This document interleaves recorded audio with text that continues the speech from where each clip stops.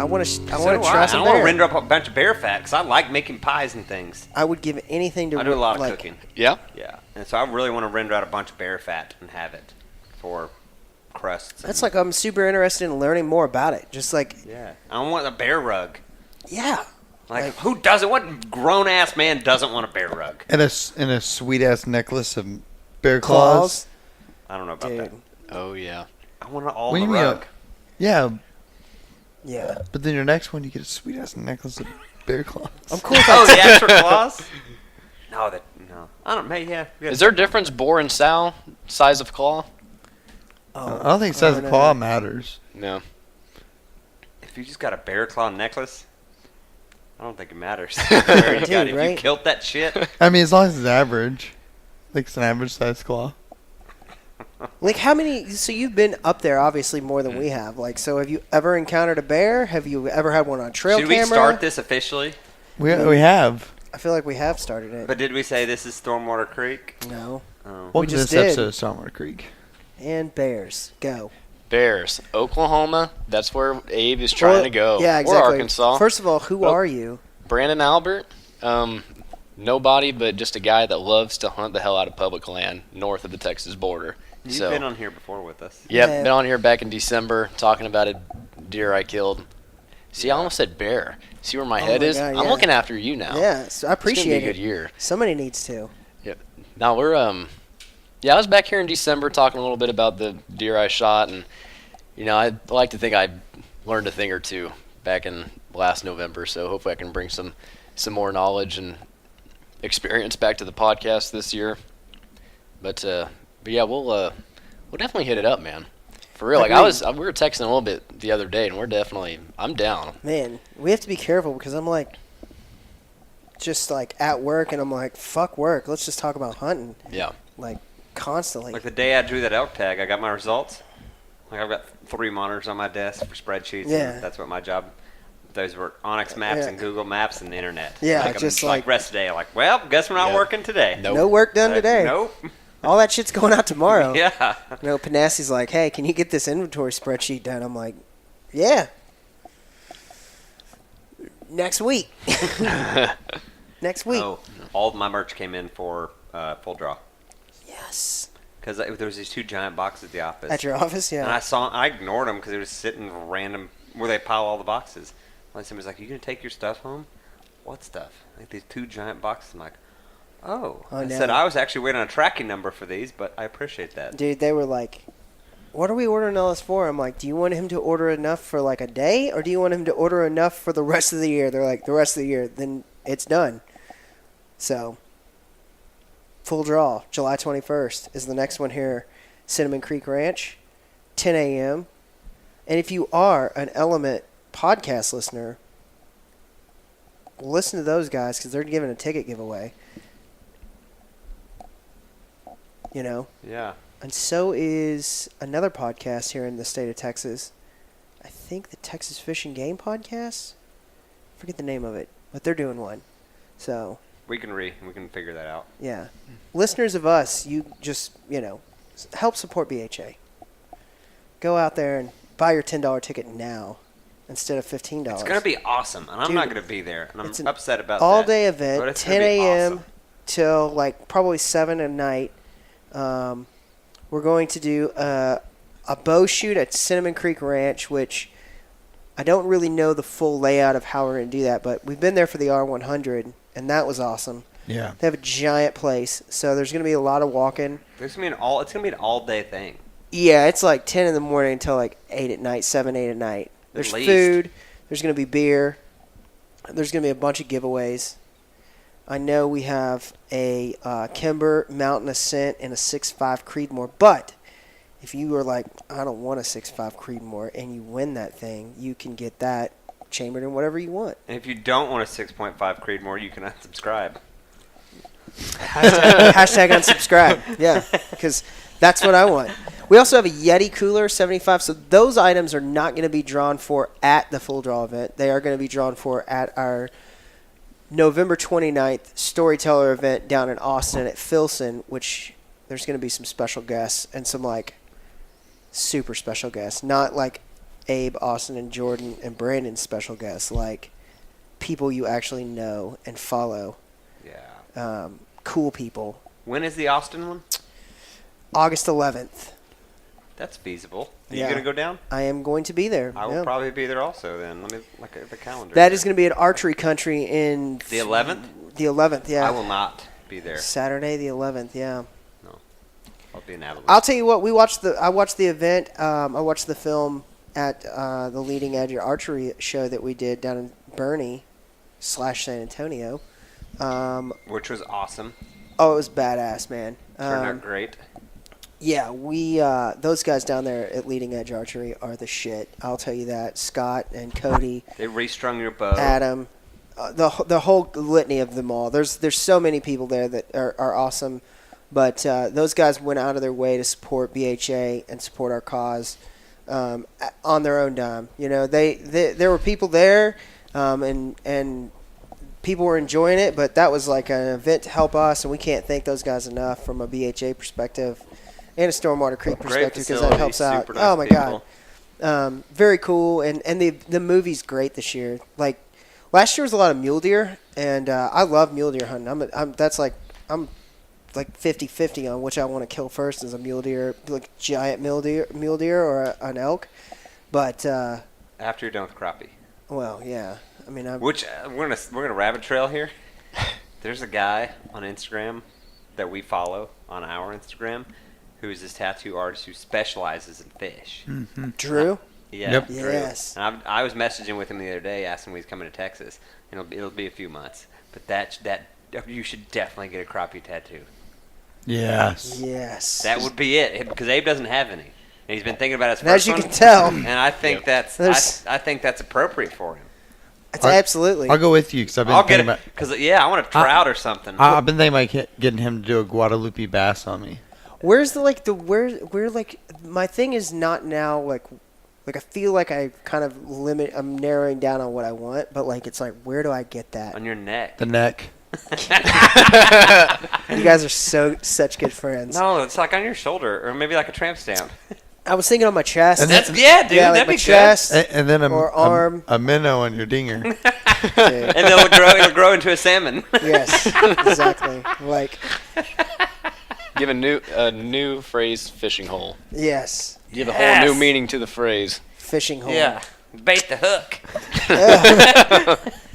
Oh God. No, So- you should get a crappie tattoo though, for sure. I think crappie As much as tattoo. you've gotten into Yeah, it. stop being gross. Crappie tattoo. I'm yeah. So it hurts my soul that I haven't been able to get out and fish at all because of the kayak incident. And I'm Up 2018. oh God, dude. So there's I'm so multiple. pained. The 2017. Abe-tanic. Well, there's only one It was supposed to be incident. unsinkable. So I heard. No, it was straight. Exactly. That's why That's it's why I the added the Abe-tanic. buoys. It was unsinkable until I pulled the buoys off, Just like the Titanic was unsinkable till the Yeah. iceberg fucked things up. dude. And Like the it dumbest move I've And you ever know what's made. funny? Is the Titanic telephone pole and snapped in Dude. half. You know what else telephone pole and sunk? Abe. Abe in a kayak with Abe keys Tanic. and wallets and cell phone and oh my God, it sucks. Oh man. Yeah, it was terrible. But I've Just been terrible. I've been trying to find plastic to weld. Like I sent you a link. I know, but I don't want You can fill it with that, and then you can create your big I know. skid plate later. But Cameron was like, just go up to Mariner Sail, and I guarantee you they've got plastic, like cutouts, like from where you install your, you like where I like drilled a hole in my kayak and all that plastic. They're like, just grab that. So I'm gonna go and I'm gonna get that, and I'm gonna weld that. Like it's so weird to say weld plastic, but I'm gonna plastic weld. You gotta melt plastic hole. together, Yeah. Welding's just melting. which is Yeah, it's the the same thing, right? But I'm gonna put that back together. I just haven't had a chance to do it. It's just been between Stormwater Creek, BHA, and work, which is insane right now. I think that seems to be across the board. Ugh, this is just it's a weird time of the Everybody's work year. seems busy. But I'm gonna get it done quick. But I'm almost like my cousin was like, hey, you need to come down here, and we got feeders to fill and work to be done for deer season. He's like, you realize it's 90 days away, and I was like, oh What? It is, Yep. isn't it? You're gonna fly, dude. 90 days away from bow season right now, which means we're 60 days away from early teal and dove season. And draw hunts start soon. Yep. Like in a week, like probably this, like, well, I mean, the week that this is being recorded. This is probably like 3 weeks from coming out, 2 weeks from coming out. But, So we need to have a conference call soon amongst us. absolutely. Unless you want to sit down now. We got a lot to do tonight. Yeah. Plus, it's just like super schedule-y, for what you want to do. Have you put in for any draw hunt type of stuff in the past? No, I mean, kind of skipped out on it. I thought for sure I'm gonna do like a mule deer in January, Yeah. in Arizona, and that's all over the counter. That I'm interested in, at least. If I was gonna go like way up north, where if like you want to kill like a real big Arizona deer, then yeah, you got to put in for that. But We're talking more Texas draw hunts. yeah, when no, is it? you When done is any the of draw? those? Have you missed that draw opportunity for Arizona in January? Because Yeah, I think so. Yeah, I think I have. And yeah, that's what everyone's telling me online. It's just like you got to build points, and then if you Yeah. don't get the points, then you go on your draw hunt over the counter. But which is tough. no, I haven't done so much of the Texas over the counter stuff. Like I said, like I grew up hunting like southeast Oklahoma, so I'm like glue up there. So it's hard for me to like see myself hunting anywhere else. But yeah, but excited about all that. So many opportunities. Dude, It's like you can stick your fingers in 5 different ones, and I'm gonna make sure that every single exotic hunt. Yes. Of course he did. Every single exotic hunt, pronghorn hunt, mule deer hunt, I'm putting in for this year. Like, as many as I can get. I'm absolutely trying to go after. I drew that Old Sabine River bottom. I have a strong suspicion that I won't draw anything this year here in Texas, but you don't know until you put in some money, and I don't mind dropping $100 on that. That'll get you into Nah. At the end of the day, Handful if you don't of draw them. it, Yeah. supports the cause. exactly. you been over to Grapevine? No, that's one that I'm. I got my waterfowl permit there last year and then never hunted it. Really? Yeah. No, they've done this That whole reminds thing me, I this need year to where redo my you have lawn. to show them that you have like a hunter's ed, because and this was Like we a were bow talking hunter's education or just a straight hunter's just a education? straight hunter's education card before you Yeah. can do anything. Because and this is what we were talking about like back in December on that last podcast. I was telling you like anti-hunters just lining out the Yeah. door, getting all the permits, and they're permits. just trying to eat it up. That's where it was happening at. Really? And now, right on the front door, it says we will not give out. I think it's the waterfowl and maybe the general. Don't quote me on that, but yeah, it says like in August you're going to come in and you can show us that whenever they start selling hunting license. So if you want to be an anti and you want to screw some people up, you're going to have to go get it in the hunter's ed, and you're going to have to get a hunting license. You're going to have to display it. Oh, yeah. So it's Yeah. really You have to getting show up. rigorous. You have to buy your hunting license, then go there. Yep. Good. Didn't have to do it before, but now you do. Hey, and if they want to buy a hunting license, just screw things up. Awesome. Support the cause. Perfect. That's at least what, $60 or so. I think minimum is 25 or 30. yeah, 25, just, $30 bucks to basic. the Yeah. to the Hey, to the whatever. cause. Good for if you. you're that committed, whatever. You're really Yeah. not going to phase the actual Yeah, hunters. exactly. Thank No. you for And now they thank you just- for dumping water in the lake and trying to take it out. Now they're vetting it. I like That's that. amazing. Yeah. That's precious. I don't get it. It's so Science ridiculous. behind it. You know? Like, we have to kill some of them. We have to, legitimately. Yeah. Like, why not let us do it ethically and work for it and have fun doing it, and then use the meat for ourselves and friends and gatherings and whatever, you know? I mean, crazy. I can get it that you're not behind it. Like, fine. Sure. But, I don't somehow think, like, you think that you're holier than now, or you're somehow, like death, like, life begets death, and death begets life. It's just, it doesn't matter what it is. Everything they're trying to save is going to die. And the way it's Yeah. going to die in Mother Nature is going to be tough. Yeah. Mother Nature's a exactly. hard bitch. And, yeah, exactly. We just happen to get out of the food chain. Yeah, exactly. We have air conditioning and Yeah, canned exactly. beer. Dude. And just... We're very detached from it. That's the part I'm like, so how can you be so detached from the fact of, like, what life really is? And, I mean, I get it that you live in a place where that life that, exists in 90% of the world is one way, and you think it should be the way that it is in wherever, major metropolitan area you live. This is not the way it is, right? Yeah, you can. You're We've evolved to the point, and people are like, well, how dare you? Like, I've seen people on the internet like, well, meat eaters should have claws and teeth that Yes. are designed. And I'm just like, are you kidding me We right do now? have the teeth. Well, yeah, we do. But the fact of the matter is this, is like, so you tell me that somehow those animals evolved into that. They evolved to have teeth. They evolved to have claws. They evolved to have speed. They evolved to be able to walk through the woods that way. Well, human beings evolved in a way that allowed them to engineer a gun, engineer a bow, outthink and outdo. It's the same thing. We just went another path. That's all it really is. And somehow you think that is different than a bear who sits at a stream and snatches salmon out of the air. Like, they figured out how to do that shit because that was their... Wolves running an elk down and starting to eat it from the ass up while Exactly. it's still alive. It's They sustenance. figured out how to do it. The only difference between us and them is We continue to evolve to a point of even higher and that we have intellectuality. sympathy. That's Exactly. the only difference. Yeah. Yep. It's sustenance for them. We We have the no- ability to think we were taken alive. To them, that's dinner. I mean, obviously, there's a huge brain difference, in which this is part of, but they don't care. Yeah. Like, they don't care that that thing's screaming while they start at the back end and start eating up until it happens to bleed out. Yeah. That's dinner. Sorry. We can do it much more ethically. Yeah. Handful of seconds with a well-placed shot, and that's the most comforting death that animal could have. It's either starve to death, it's a hit by a car, it's a coyote or something's Yeah. gonna hit it.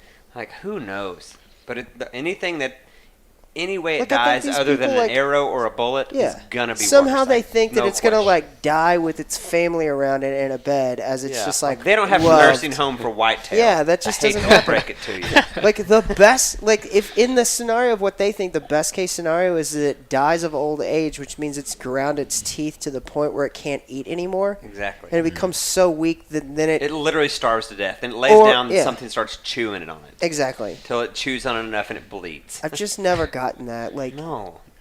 and what it's weird is like it seemed to be like that those type of people, the people who are of this enlightened, like who expounded upon themselves as being some sort of an enlightened culture or an enlightened type people, have now become less enlightened.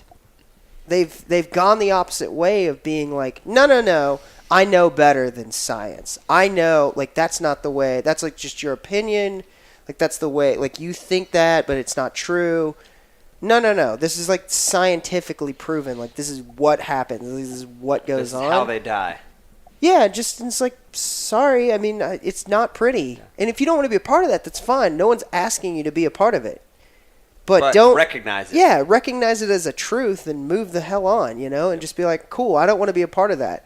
Well, all right, fine. If you're like, I can't stomach that, I don't want to be a part of that, I can't do it, I'd rather just go to Kroger and buy a package of meat out of a styrofoam container, cool. But don't give me No shit one's for doing like, it myself. no one's saying, yeah, exactly. Exactly. Like, we had venison burgers that Jordan went out and shot a deer this year and made for us. Like, that was the best. That's like way better than beef, Yeah. I mean, people talk organic, free range. That's as literally as both of those two words get. Like, you can't get more. No. Like, it was running around, and he killed it and chopped it up himself. So, something wrapped in plastic wrap and styrofoam that says free range organic. they just showed I'm up. still calling bullshit on most of it. Really Well, am. I think for free range, like when you get chicken, They have to have access 30 seconds or something. It's nothing. Yeah, They can open a gate. Oh, you don't go outside? No. Free range. They don't want outside. The statutes of it are bullshit. yeah. I mean, you don't understand what you can print on a package to make you buy it. Like Whole Foods, a bunch of bullshit. Oh yeah. I mean, no question. No question. I just think Rogan had Donnie Vincent on, who is a guy who I'm not super familiar with. Like, I know him, like I've seen him a bunch, Yeah. and I know he's a great hunter. But he told the story about having these. I think it may have been like GQ magazine or something. And he had these guys from Los Angeles, and they called him and talking about coming and doing an article about hunting. He's like, cool, I'm going to take you out elk hunting. I think we're going to go Montana or something, right? Maybe it was Colorado, but it was in the West, right? They were going to go elk hunting. And these were photographers from GQ magazine, this whole, the most hipster you can get, right? So they were like, what do we need to do? He was like, look, here's the deal. They were like, do we need camo? Do we need this? He was like, no. Just don't wear bright colors. Just anything muted, subdued. Just that's all you need. You don't have to go out and spend a bunch of money. Just, neutral colors. Don't wear your neon gym clothes. Homeboy shows up in yellow skinny jeans. And there's like 6 of them, right? So there's like a photographer and a photographer's assistant and a lighting guy and so there's like 6 people. And he's like, all right, let's go out. So he makes all of these guys, and like they're all from like LA and New York, right? So this is like, what the hell? So he's telling a story about he gets them up, takes them up this mountain the first night, and they're just like, what the fuck? Like, they camp out, they wake up in the morning, they go back out, and he gets on, and it calls in, like, they call in a bull, get on this bull, and they're like at like, I think like 20 yards, 15, 20 yards, like on this thing. And it's a real young, so Donnie is like, I knew that I wasn't going to shoot this. So as soon as I like determined that I was like, I'm going to let this elk walk, he just turns attention to watching these 6 people that are with him. And he's just watching these guys just like, what the fuck? And it's like screaming, and it's like peak rut. Yeah, just like screaming and raking a tree. And they're just like, what the fuck? What the hell is going on? Like, this is incredible. So they're like, are you, what's going to happen here? And so finally the thing trotted off, and they were just like, that was a fucking monster. Like, holy shit. He was like, yeah. And they're like, well, what was the deal? I mean, he was like, well, I was young, and I'm not going to shoot it. And they're like, oh, wow. I mean, like, it's giant. That was giant. Like, what do you mean it was a young one? And it was just funny to, like, see them, like. I have no idea. Go from zero idea to at least being there and, like, having this experience. And now he's like, man, 2 of these guys have hit me up, and they're like, take me out. I want to go out. I want to do that again. That was incredible, And, I mean, Rogan talks about it all the time about how he's like, take some guys. Like, wouldn't it be cool if we could just take people out and just be like, we're gonna put you in camo. We're gonna check you out. You don't have to shoot anything. Follow me around with your backpack with some water in it. You're just gonna watch. We're gonna get close on these things. Like, if you were gonna hunt, we're gonna take you in there. But that's it. And you're just gonna watch these things in the wild. And I mean, I'm just like, man, if more people would do that, like, like recruitment, like really take someone under their arms and just try to, like, really baby them into it nicely. Well, I mean, even if you had zero desire to go kill it, just to like go experience it in its element. Then at least you can understand what people are feeling, right? And experiencing. Wow. The kill and the meat reward, is the 0.1%. Is the very end of the game. Yeah. The experience. I mean, Jordan and I did a 7-day elk hunt last year. Oh, yeah, and it was amazing. We had, like, just, the lack of sleep and the talking shit and the freezing our asses off and hiking and just learning, oh, shit, that's what elk smell like. Yeah. And hearing them crash through the brush. And it's things like that. Like, I mean, we ended up not getting anything, but, man, we spent a week, like, working our asses off and saw some beautiful country. And it was great. I entered the draw again for that reason, and this time it's going to be 100% different and warmer and archery only, and we're going to try again, and we're going to see. But the experience, there's not many things. I think I don't know who said it, but somebody, like, misery builds friendship or brotherhoods. Like, you do something like that and just it sucks, but it doesn't suck, and then it sucks, and then it doesn't suck. But it's like, it sucks in the second that you're like, fuck me, this is cold. I'm cold. I'm fucking hungry.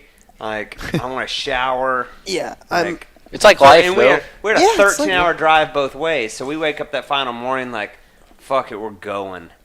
And we we hit the road at like 4:30 or 5 or something. So we're hauling ass back here. So.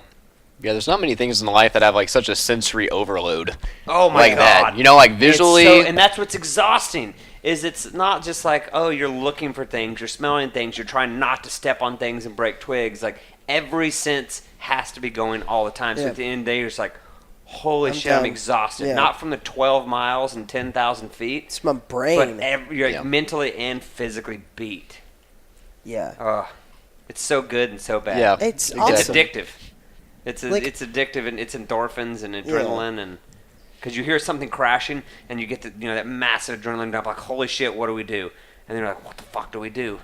Like, do we go? Yeah. And we had no idea, and so we fucked up multiple times. We could have probably got on them, but we had no idea, so we learned, and we're gonna try again. It's But so that's- instinct based. Yeah. That's Yeah. the funnest part about the public land thing. It's not like whenever you're private and I don't know. There's nothing wrong, obviously, with like someone hanging a tree stand in a spot that you know very well. Yeah. But whenever you instinctively go like, oh, that's deer sign, that's elk sign, this is a draw, this is a funnel. Yeah. I'm going to sit here. I could have 500 other options to sit somewhere, and when it works out for you that one time, then Dude. it's like it feels like I Holy just shit.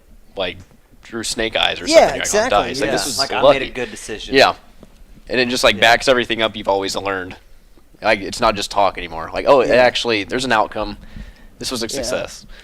I don't know. I just think being being able to go out and do something like that on your own is just a reward you will never experience. Like you said, just all of those things have to come together, right? You've got to make so many mistakes to be successful, and like you've got to be, successful a handful of times to even continue to make mistakes. I mean, there's just like a cycle, and it's so beautiful in that way of like allowing people to kind of feel something that they otherwise wouldn't get. I mean, every single person sitting here has a day job, has a corporate like type gig, right? We don't like get to go do like hunting and fishing all the time, which is what the four of us would want to go do. I feel like, right? I mean, if we had our druthers, right, we wouldn't be working for where we work today.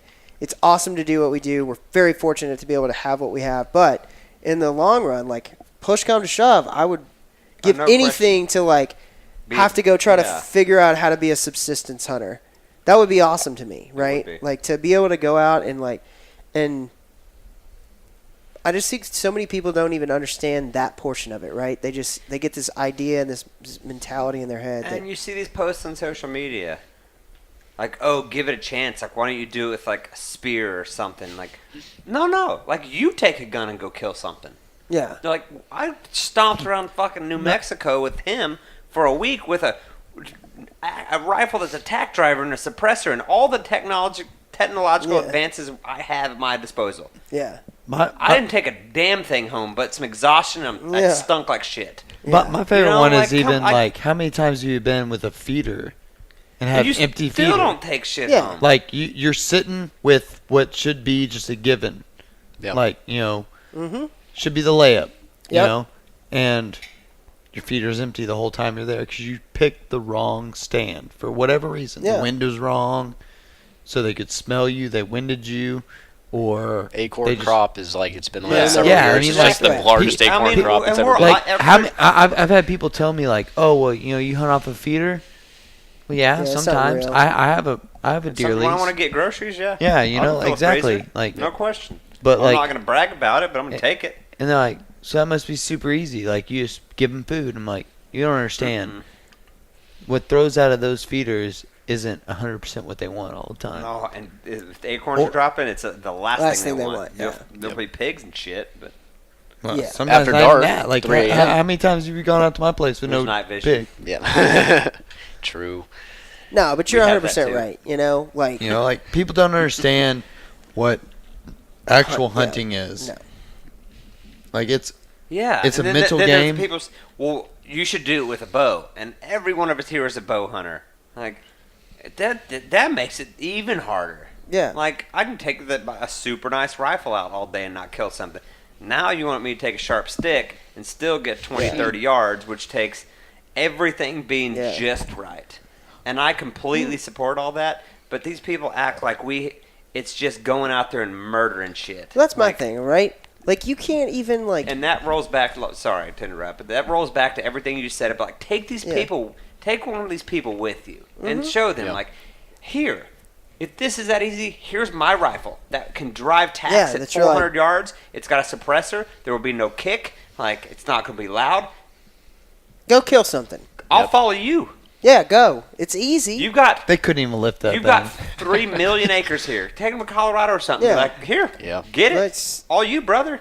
I'll carry your shit for you. yeah, Here's your gun. yeah, and I'll pack out all the shit you I'll kill. if you kill Yeah. it, I'll pack it out. No way. Like, no way. No way. No way. But I think like if somebody did that and somebody accepted that challenge, they'd walk away and go, "Oh, I get it now. Like this makes sense. Like I see that it is not, like it's not killing. Like that's something you do, but it's not what you're doing. Like that's like it's so much more than that. You know that. How can it? Like death is just everywhere, right? You see squirrels get held on the side of the road, and like, what are you supposed to do? Like, stop driving? And you're not going to drive anymore because you're afraid you're going to hit a squirrel? And the fact that it's okay to assign higher levels of death. Exactly. And we all do it. Everyone 100%. sitting here talking about this does it. Everyone on the other side of the fence does it. Mm-hmm.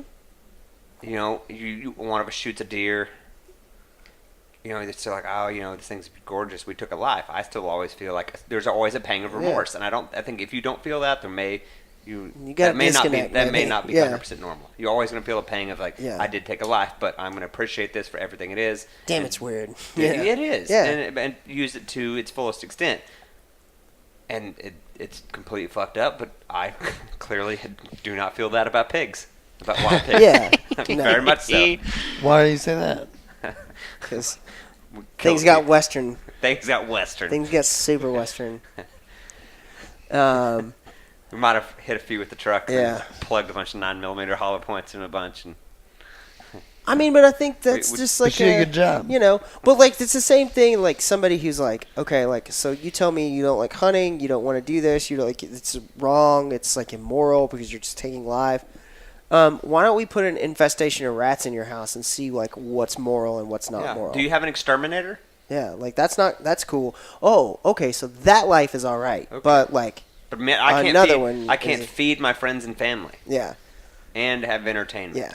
And do something I feel like instills a lot. I'm much better mentally as a person when I get to spend more time outside and quiet. Absolutely. Like Lauren always says, like, you need to go fish Get out or of something. here. Like you're stressed out. Like go away. Like I need to be out in the woods regularly. It helps. I think it helps. Dude. Everyone who's into that, it helps our brain space. No it question. absolutely does. It pushes your mental toughness. Like, and that helps with everything in life, whether you're at your job It makes you or realize family. what matters and what doesn't. Yeah. Yeah, it strips it down for sure. Agreed. I mean, even if it's not like a hardcore backcountry hunt, just sitting in a hanging stand on public land or spending a few hours in a kayak, like just go taking out a deep be breath quiet, and like yeah. being away from bullshit. Yeah. And just people and things and Yeah, think being of like outside. in a 24-hour period when you're actually alone, truly alone. Yeah. Abe and I's jobs are very similar. We have people and spreadsheets and questions and fires to put out, and we talk at the end of the day. Sometimes it's like, holy shit, like It's I nonstop. can't, I can't do it. It's just Yeah. exhausting. Yeah. Like it's herding kittens. You Yeah. get 3 put in a little box, like you're good, and there's like 3 shitting in the corner. Yeah, exactly. Like, come Damn on. it. Oh my Yeah, god. no doubt. I mean, and like I said, I mean, I'm absolutely, and we all feel this way. We're super fortunate to have the jobs we have, but like, at some point, you just like, I got to do, like, I am a person who needs to be out in the woods. I need to.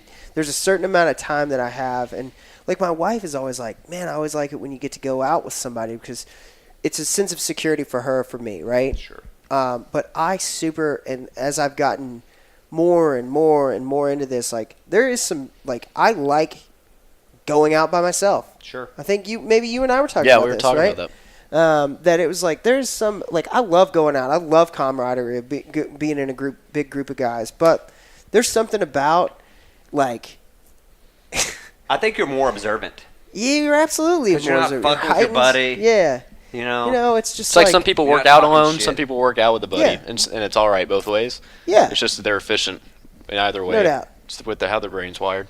and I mean, I like to spend.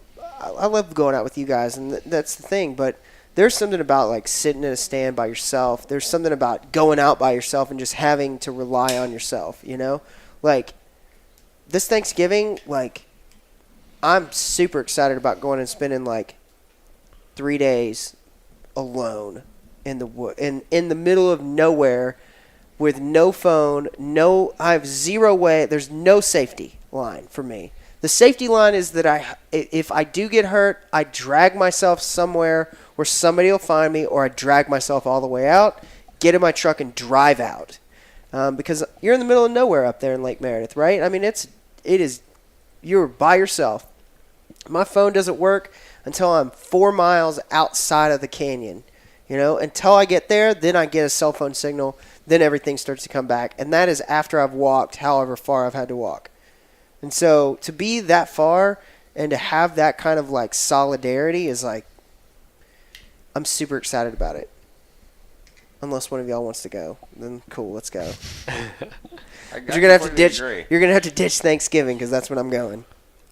I told you, my buddy Michael lives in Amarillo now. Yeah. And he's always been at least with Dad. He's a hunter, and he's not that kind of hunter yet, but he's a member of BHA because he understands and supports the cause and, listens to our podcast. He's been on the podcast at Hagarama. Yep. And I was telling him you were going to be up there, and I said, I probably can't, but I'm going to get y'all connected. He might go with you. Dude, if he wants to go, let's go. I told him, I was like, if I don't go, you can take my frame pack and put your shit in it and, like, have at it. Like, I ain't worried. No, I'm leaving Friday morning, like, probably 3 o'clock in the morning, and it'll take me 40 minutes to get up there. Yeah, and that's where I grew up, so I know. Yeah, and I'm going to just walk, and I'm going to walk those canyons all day Friday until sundown, and then I'm going to post up and, camp and, boil a mountain house up and go after Literally. it. Yeah. Boil a mountain house, and I'm done. Go to bed. I'm gonna see him this weekend. I'll talk to him. And be like, Dude, Are I'd you love to go serious? out. If you want to do it, let's go. No, I'm up in the air. Yeah. Because I got that elk hunt. No, I've already that's burned some vacation. Dude, that's Lauren and I's trip in October. But if Michael wants to go, I'll talk to him this weekend. If he's actually serious, yeah. If he wants to go, let's go. I'm cool. I'll get y'all connected. And he's got some families trying to get away from. He's got Everybody 3 girls and a He's wife. got- yeah. Like, He's every like chance done. he gets. He drove I'm out. 8 hours to come Yeah. down. Like, come. To Bought a new truck. Bought a new He truck. did. He basically bought a new truck for that trip. Oh, Jesus. Oh, Michael. He's going to listen to this, too. Yeah. He was fun. We had a good time with him. He's a good dude. I've known him forever. But yeah, I'm super excited about that, but I feel like we got way off course there. We were going to talk about Oklahoma. We were talking about hunting out of state, and that just became just talking about hunting, which is Yeah, who fun. got us off track? Good. Everyone. Everybody. Sure, I'll take the blame. I talked about Stormwater Grapevine, talking about the antis. Then we went. Stormwater Creek. Yeah. So, hunt out of state. Let's talk about more, like we talked about out of state, and we've already touched on Oklahoma, and that's Yeah. kind of what we were going to talk about. Whitetail are cool, obviously. Yeah. I really want to focus on where we have been hunting this last year. Like, I want to hunt it harder this year since Yeah. we've decided that's going to be our thing. If I go to Oklahoma and spend time there, I want to do it for bear. Yeah. Yeah. Let's talk about that since Yeah. you know more about it. You've been there, Brandon. Like, Yeah, what's your exactly. experience with bear in Oklahoma? Have you seen them? Not a one. Not a one. So you're huh? talking to a guy that has a lot Can- of experience. Obviously, not really. Can you bait?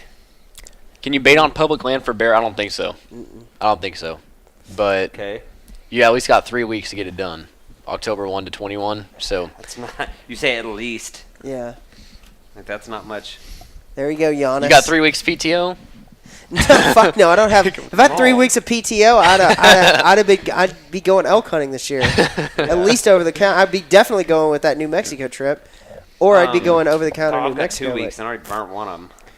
I've already burned all my time. Like, I have Yeah. zero time right now. Like, Yeah. I'm. That's in why the- you're looking in at the hole. Friday. Well, that's why it's so important. Oklahoma's so important Friday Exactly. through, and that's probably where a lot of people are sitting too. Yeah, There's only no, 500 I mean- reasons. But 2.5 hours, like, that's very. You'll be there at 7:30. But, I Friday mean, that's night. the thing. Like, I don't even care about that. Like, you leave. I mean, even if it was 4 hours. I mean, to be able to get to the place you're going to go before 10 or 11, Yeah. crash out in the back of your truck, or pop up a tent, whatever you've got to do, right? But, and then hole out, hunt all day Saturday, hunt Sunday all day till dark, and then come home. So, like, let's say it gets dark at 7:30, 8 o'clock. Yeah, that time of the early year? October. Yeah. So you get home. So let's say it's dark, whatever time it gets dark, but you get back to the truck at 9 o'clock. You get home Sunday at 12:30. You're dealing with the tired Monday. It kind of sucks. Assuming you don't We've kill all anything. been there 1,000 times. But like, I'm willing to accept that. Like, I'm cool with that, and I can make that happen 3 or 4 times, right, in a deer Yeah. season. I feel like that's an easy ask for a couple times, 3-4 times a year, to be able to go up to Oklahoma and invest in the cost of the tag, right? Yeah. And so that's where, like, I started looking into this a couple months ago, or a couple weeks ago, really, and just was like, all right, if I don't have the ability to go hunt elk, and this started with elk, I can't go hunt elk anywhere else. I can't go to New Mexico, can't go to Colorado, because I just can't get the time away. Yeah. So where do I have an opportunity to? So Oklahoma, elk population that's huntable. Arkansas, that's got an elk population that's huntable. So, I mean, the fact that you can go to Arkansas, that was super appealing to me because for $350, I think is what I said it was, you get whitetail, black bear, turkeys, pigs, obviously, which is a given. But more importantly, bear, turkey, and whitetail for a year. I mean, that's a pretty damn good deal, I think. You know? I don't think you're pretty hard pressed anywhere in Texas to go anywhere where you're going to see turkey on the same deer hunt. Yeah. And also, and on top of that, black Public bear. land, no question. No doubt. Yeah. So you're looking at just the species quantity. When you're increasing it like that, it's like we already get excited about whitetail. Like, what's around the corner? What could be behind that tree? Like, imagine seeing a big black ball. Yeah. Freaking walking through a ridgetop and you're man. watching it. Talking about, once again, sensory overload. Well, I watched this That guy excitement. who does a bear hunting magazine. He's based out of Arkansas. He hunted Arkansas real hard, public land, shot a real nice black bear, then went to Oklahoma the next day, shot a real nice black bear in Oklahoma. Yeah. You know, and so, I mean, they're there. I mean, and they're coming down here even, but just to Was he a muzzleloader? What did he use? bow, Bow? an arrow, Wow. yeah. He got up on that thing. A trad bow. He shot a black bear with a Screw trad that. bow. Dude, Yeah. No way. I want to shoot a bear with a bow so bad. But a Dude, trad me bow, too. no way. No, I I'm become. on the I said on the that- ground and compound. I said I didn't want to shoot a bear with a bow initially. I've changed my mind on that. But a trad bow, no way. I don't want to shoot a trad bow in the first place. I can barely shoot my compound bow, it seems. But I'd shoot a bear with a bow now. Yeah. I think these last few weeks, our 30-yard tiny, like getting these tiny cans today. I'm like, all right, that's a definitely without question a hard shot. Like you can catch a long within 5 inches of that. We didn't hit that thing very often, which was a travel size, yeah, so shaving it's literally cream 1 can. inch, 1 inch wide. which you'll see a video of. We got tons of videos of stuff that are going to be coming out with us shooting our bows and blowing stuff up. But we missed that all within a sub Our fletchings 4 were inch. touching it a lot of the time. Yeah. Like 4 inches across, we had 6-7 arrows, right? So you're talking about aim small, miss small to the nth Yeah, we're degree. no Dudley you know? or Remy or Rogan or any of those guys. No. Cam Haynes, but that'll all kill an animal. Easy. Yeah, we'd have had meat on the table, except for probably 4 of those shots, which something went wrong, and it was just like, oh God! Yeah. Seriously? I think I shot it in the leg. But I definitely punched one of them. yeah, Did you? yeah, there was some punching going on with that trigger. You know, as the day went on, it was warm.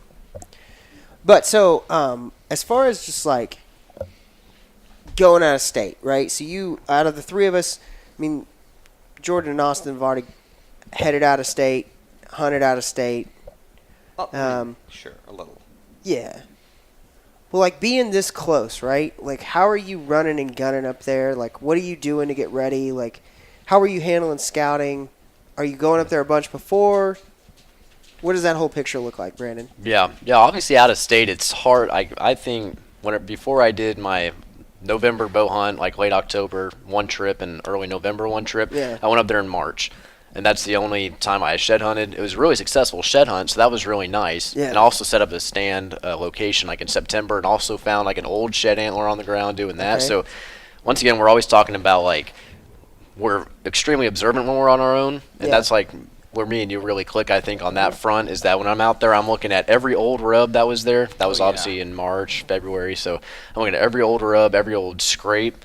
I'm looking at like all the shed antlers, like the downfall that could funnel deer. I'm looking at trails, and in February, whenever the grass is dead like that, it's easy to see all the trails like that. Yeah. It looks like a highway. So if you can do a trip, that's awesome. But like I did a trip to Southwest Oklahoma trying to go for like muley/whitetail, and that all started with just a call to the area biologist or game warden and just seeing like what are the conditions out there, because when you don't live somewhere you don't realize like how much rain a place is receiving and how dry it is, what it looks like. I mean, it's like totally different area. Are you gonna hunt it with a climber? You're gonna hunt it with a hang on? Is it just straight cedars like it is in Southwest Oklahoma where I was at? So you're definitely gonna be on the ground. They'll laugh at you if you call talking about tree stands kind of thing. So just knowing like what situation you're even walking into to begin with, and then helps out. Oh yeah, and then on top of that you do the whole like you go on the Weather Channel and you do like the monthly and you do the monthly forecast and you figure out like what's the average. It's been kind of warmer than normal, so I kind of like prepare myself for a little bit warmer hunts compared to like what I see as like an average historically. But you do that and then you just bring everything that you think you might need because there's no going home to get more gear. So you just get no question. Either you go buy more or you're out. I'm the king of overpacking, overpreparing, which makes packs heavy, but it's a good way to be, though. Like, this, that. I'd much rather have just a mess on my hands of shit that I don't use that I like might need than have the one thing you don't have that you need. How many times in life do you figure that, like, man, if I had just done this, if I had just done like the one more extra thing, and it's really like that's what makes people successful versus fail. Is that like, oh, I did just a little bit more. It's not because someone's like grotesquely better at this public land thing than anyone else. It's like I did just a little bit more than you. And I mean, that's my thing. Is just like this year, from our standpoint, like I don't know what else we could like just from a public hunting standpoint. Like I don't know what else we could have done to put ourselves into a better position to kill a deer on public land in Texas. Like, my duck hunting didn't help you. I mean, it like we went out. That last day, but that was one day. But to like, I went insane with scouting. I went insane with trying to find the best place. I was all about it. So I mean, I think too, it's also just about making the right decisions of like, what are you really going to do, and how adaptable are you? So like this year, we've cut back on the number of places that we're scouting preseason, right? We had 3 or 4 places we scouted last year. We're not doing that this year. We're singling in on one. We're going to go after it on that one spot, and we put all our eggs in one basket. And I'm like, you know, I was talking to Tyler from The Element the other day, and they were the same way. They were like, we're doing the same thing. We're going to scale back. Where we were at 10 places last year, we're going to be at... Oh, God! I think we're still recording. We're still recording, but he jacked up the volume on me. Did he? Yeah. Oh, yeah. He's fine. But we kind of both agreed on the fact that we were like, hey, you know...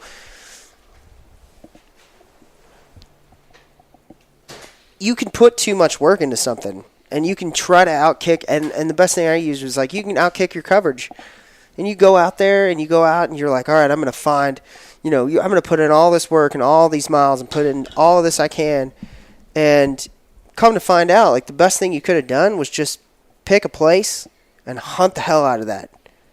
Yeah. And that's what we're doing this year. We're picking a place. We're going to go out. We're going to do some trips to other spots, but.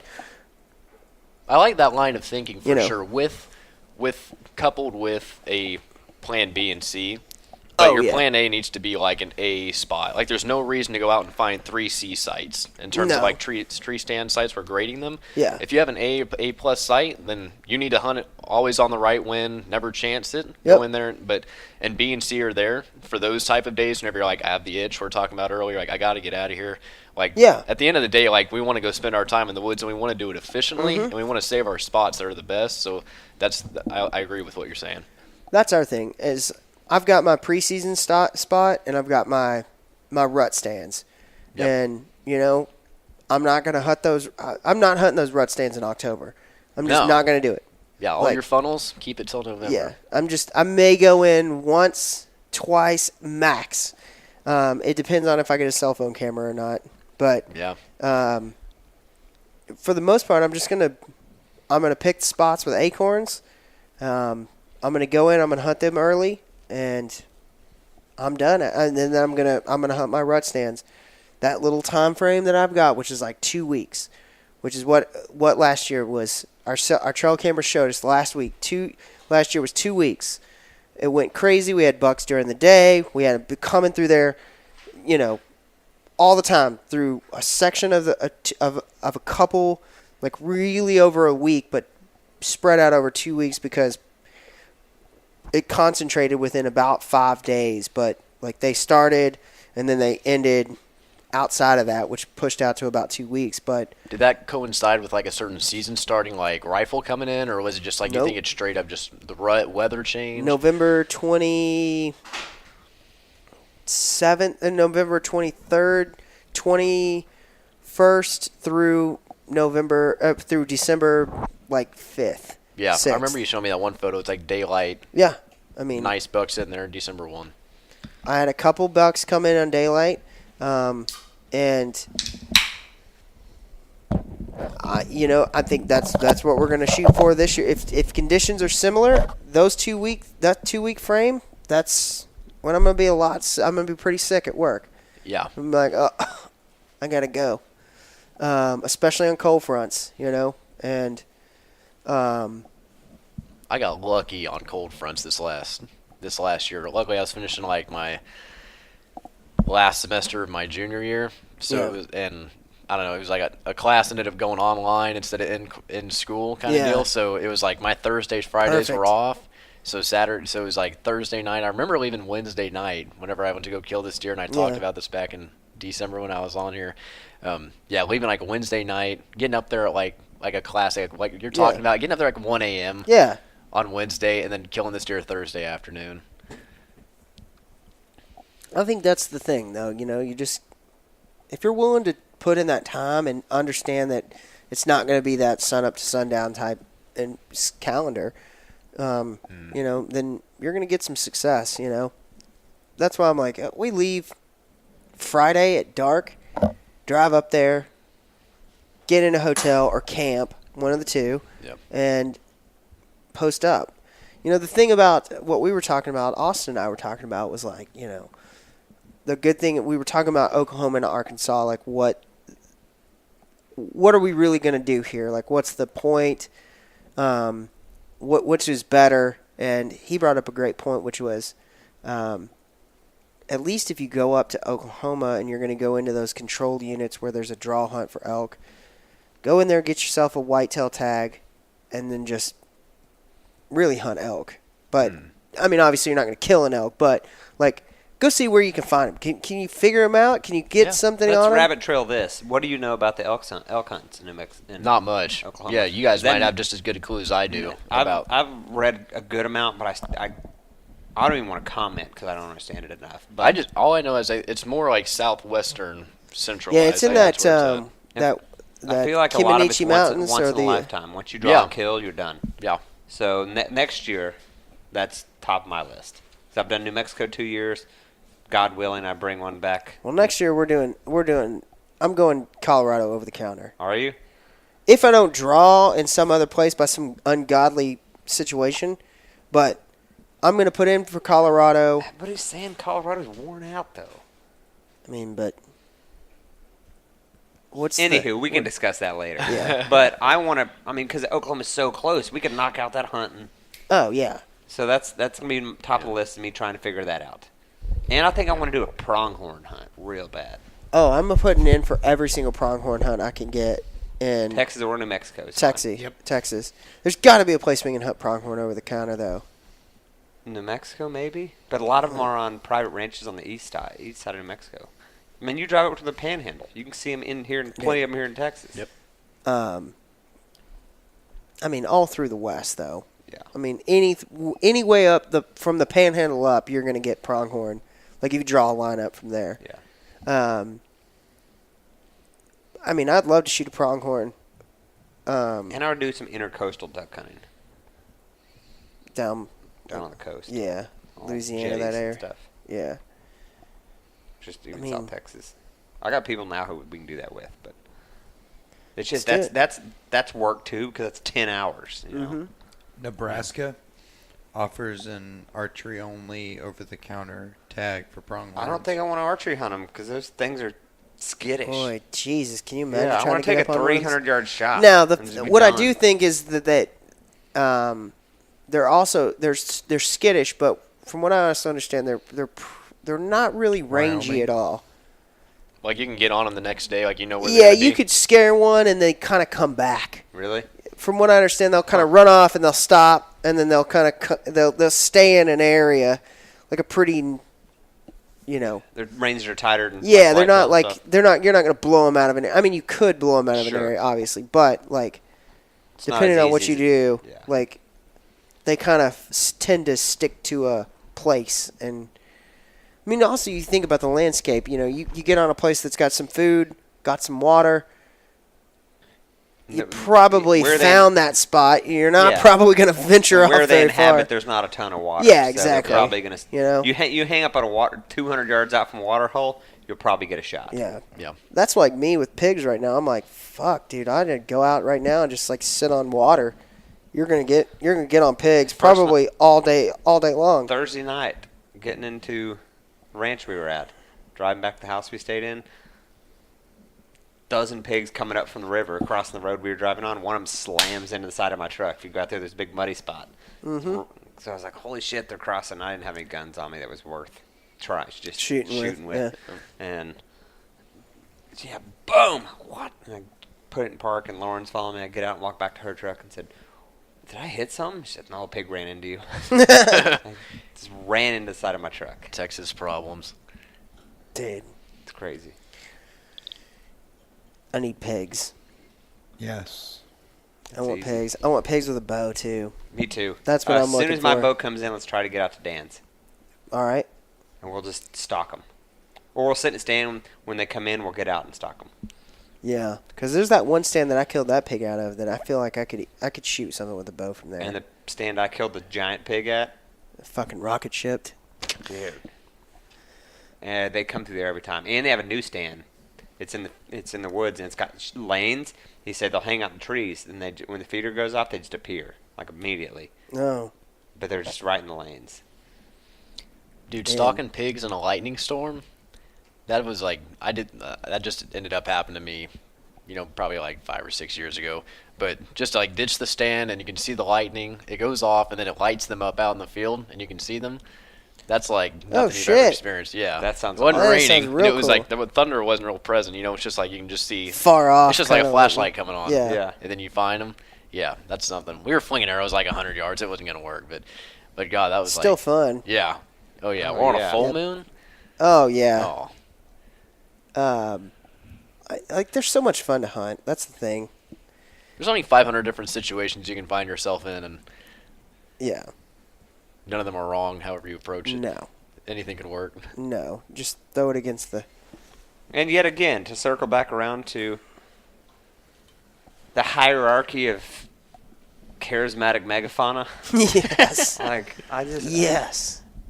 it's so shitty, but I just don't give a shit about pigs as far as like I said, I ran a couple over my truck and then rolled down the window and started shooting at the rest of my handgun. Dude, there's more coming like faster than you could ever. Yeah, imagine. we're never gonna. I mean, we had the discussion this weekend. People say they want them gone, but I don't think anybody wants No. them 100% gone. No. They just want them controlled, which is also impossible. Yeah, there's no happy medium with them. No. You know, it's either they're here or they're They not. have no. They basically have no natural predators unless they're small. Something a coyote could take a small one. Yeah. But if they're small, they're hanging out with Mama Sow, who's gonna get real aggressive with Yeah. a coyote. And the coyote's probably like, "Nah, man, I'll go Nah, find a bird. I'm out of here. Yeah, I'll go find a squirrel or something." Yeah, exactly. I think there's a yeah. couple raccoons that I Yeah. can get into. Something. So I don't know. It's such a touchy subject. Boy, my 'Cause they're cousin fun. is like, They're fun. to Jesus, hunt. they're everywhere. He got a bunch of rain down there in South Texas, and he's like, we got wild onions popping up. Are they and all they're- over 'em? Oh my God, he's like, they're everywhere. Just crazy. Just, Do you want to take my night vision?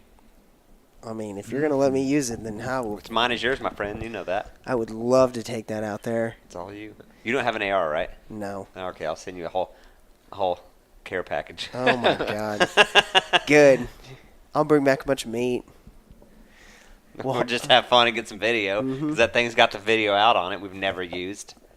I can do that too. Man, that is cool. Dude, I remember like 10 years ago they had the binoculars that had like the SD card insert on it, and you could like record what you were looking at. Isn't it crazy the technology we have? It's crazy. Yeah. This is an older night vision scope, but it's still, I mean, it holds range. It's great. I mean, it's daylight compatible. Yeah. So the big pig I shot last time, I'm sitting in the stand just hammering beers. There's out at our buddy's lease. And I'm on my phone texting Lauren or playing a stupid game or something. I'm like, holy shit, that's a big pig. Like, oh God, like scramble. Get out there and bang. And he's sitting behind this feeder. And I'm sure I've talked about this on the podcast before, but I've seen pigs kind of jump and squirm and rocket ship. He stood up and jumped like he was trying to dunk on the feeder. I said, what the fuck? And I stared at it, and then he hits the ground and starts like just walking these drunk figure eights. So I was like, I just fried his brain is all I did, because he was straight on. Yeah. And so I kind of watched him. I was like, I should shoot him again. I was bang, dropped him and left him, and nothing else came in. But he ended up being 290. He was wow. giant. He was tough to get up on the 4-wheeler. Yeah, both of us had a problem getting him on our 4-wheeler. Wow. Well, I remember we were all texting. The first one went straight through like the bridge of his nose and through his eye, and so. Well, what's his name? What's his name? Shot one, and then you were like, I shot one now. Yeah. And then That kid, it was some kid. some kid shot one, and then it was like, and then all of a sudden like kid. 4 of them ran out in front of me, and I was like waiting. I was like, come on, I want to double up so bad.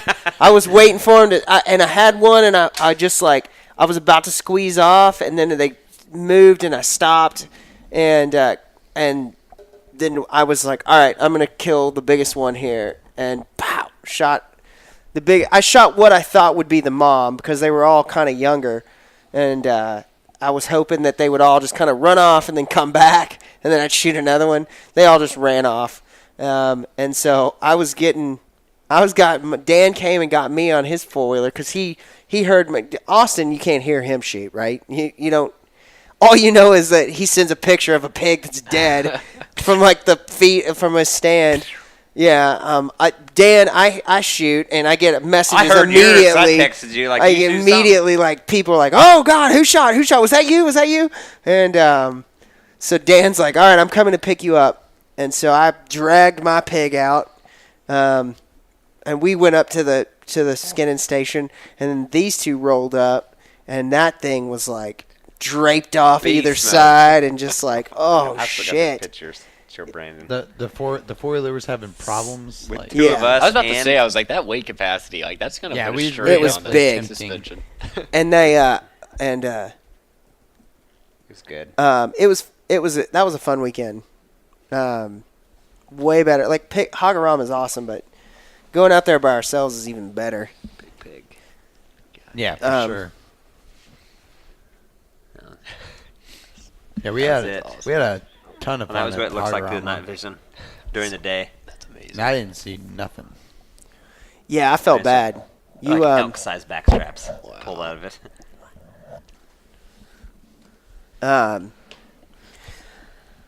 You shot one straight through the skull with an arrow? My buddy did.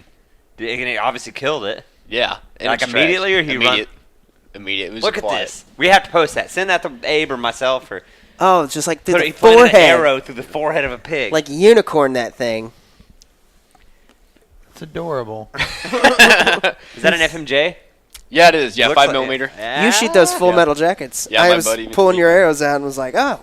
Yeah, he shoots the 5, I shoot the 6. No, that pig came in like with plenty of daylight. It was like the day before deer season was starting. We just wanted to sit on stand because we're always just obsessed with getting out there whenever we can. So yeah, we knew it was a good pig spot, and it was a single tree stand setup. I was like, dude, I know you're gonna see some tonight. Let me get in there with you. Yeah. And so he let me like dick around up there for 45 minutes, just clanking tree stands, and then. We both got set up, and then probably like 7 o'clock, this big pig, and he just sat in the creek. I mean, it's like not that obviously he didn't know we were there, but it's just like any mature animal just sits, and they just wait. It gets a little darker, just a little bit darker, and then he moves up, And like we were talking about earlier today, me and Abe were talking about, like, it's funny whenever you see like a white-tailed doe try to go under barbed wire. Yeah. It's like they're invisible. They just go right through it. Somehow, like you said, they just walk through It's it like like a magic. ghost. Yeah. It's big bore, 200 plus easily. Just like it looked like he just walked through the barbed wire fence. Yeah. We kind of have a good setup going where we wanted to keep the cows out on his ranch. Yeah. So essentially half of the circle that's enclosing the feeder is like cattle guard. Yeah. And the other half is barbed wire. Okay. Existing barbed wire for the property line there, basically. And that pig would come up under that barbed wire. And like I said, he just like seemed to phase right through it. And he just looked straight on the whole way through until he just gave us no option. It was like 8:30. Like just, we're thinking Hanging. late September, early October. I mean, it was the last second. I was like, you're just going to have to do it. We both pulled back. He said, let me shoot first. I'm going to try to headshot him. I ended up shooting right after him. But it was totally unnecessary for me, too, because he shot it. It was a quiet kill. We were like, dude, we're still going to be able to hunt this, like, opening day of deer season tomorrow. Yeah, we're Like, good here. This was the most quiet kill. We dragged him out of there, Yeah. and it was a straight unicorn shot. I'll send it to you. Yeah, post that. We'll post that for sure. So he shot him clearly right between the eyes, and you shot him normal, like one Yeah, shot. Right I was in just front. going just for the. Well, he was like facing straight on, so we To all. both. Oh, you're on the same tree. Yeah, same Okay. exact tree. So it's just like You're I was going just taking the line down his back. I was like, I would just go for the back Spine like, him? spine shot. Yeah. He just went for the head, and he nailed it. Think. Yeah, That's Go on. crazy. he's in the What broadhead is he G5. shooting? G5. Yeah, G5 broadhead. Not an expandable. It's the Montec. Yeah, Montana. Oh that's what I yeah, was about to yeah, say. yeah. I know those. Yeah, and he got in there too. Like he's got that thing mounted. He boiled it, the whole deal, and I mean that thing went down to like where the lower jaw was meeting the upper jaw. Oh, Wow. He got whoa. in there. That's awesome. Damn, that's pretty cool. So we're at least Abe and myself this fall are shooting single bevels. I don't know if you saw that. Yeah. I did. Bones. Yep. Those things are supposed to just pop through bone.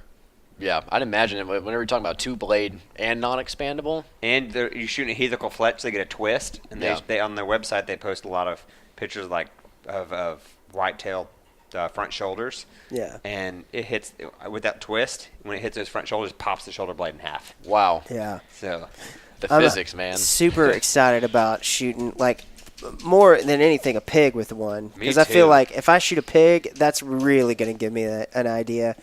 Mine should be here. Jared about to say anytime sent now, me right? the I got a tracking information for them, and they're in the mail soon. So, and I went to Outdoor Pro Shop and picked up some new arrows, and new arrows. Got a dozen new arrows. God damn, they're so expensive. yeah, Like good ones are so expensive. Like we took so I went with some. I've got some coworkers, and that one of them has really gotten into hunting and killed his first deer last year, and then I have another coworker who he just likes hanging out with us, and so I was like, hey, we're going over to Outdoor Pro Shop. You want to come with us? And he went in there, and my buddy bought his bow from Outdoor Pro Shop just like Austin did, and man, we went in there, and he was like, Jesus Christ, I had no idea. Like, Yeah, because you called me. hunting how was much expensive. how much you spend on your bow? I was like, that doesn't matter. yeah, don't talk about it. No, Uh, that doesn't matter. well- I told you, Lauren and I had that conversation the other day. Ugh. She They says, they only cost $400, right? no, that's literally what she said. We were talking about something about buying expensive things. I said something about my bow. It was like that was stupid, like it was dumb, but I'd been kind of planning for Yeah. it and this and that. So how much was it? I said, why don't you tell me? Like, what What do did you- you think I spent? She goes, I don't know, like $400. I said, okay. Cool. She goes, well, how much you spend? I said, it doesn't Mm-mm. matter. That's how far off I you- eventually told her, I was like, my arrows were more than half of that. Yeah, Were more than half of that $400. Just my arrows. So, Yeah. dude. I mean, You just can't put yourself in a situation though where you're going out there and we're talking about like Yeah. to be the most effective and ethical as we Exactly. can about something like this. You can't go out there with subpar equipment. like we talked about $4.99 outside. Academy arrows. Yeah. You know, that just doesn't work. we talked about this outside. Like bow hunting, archery is one of the few things where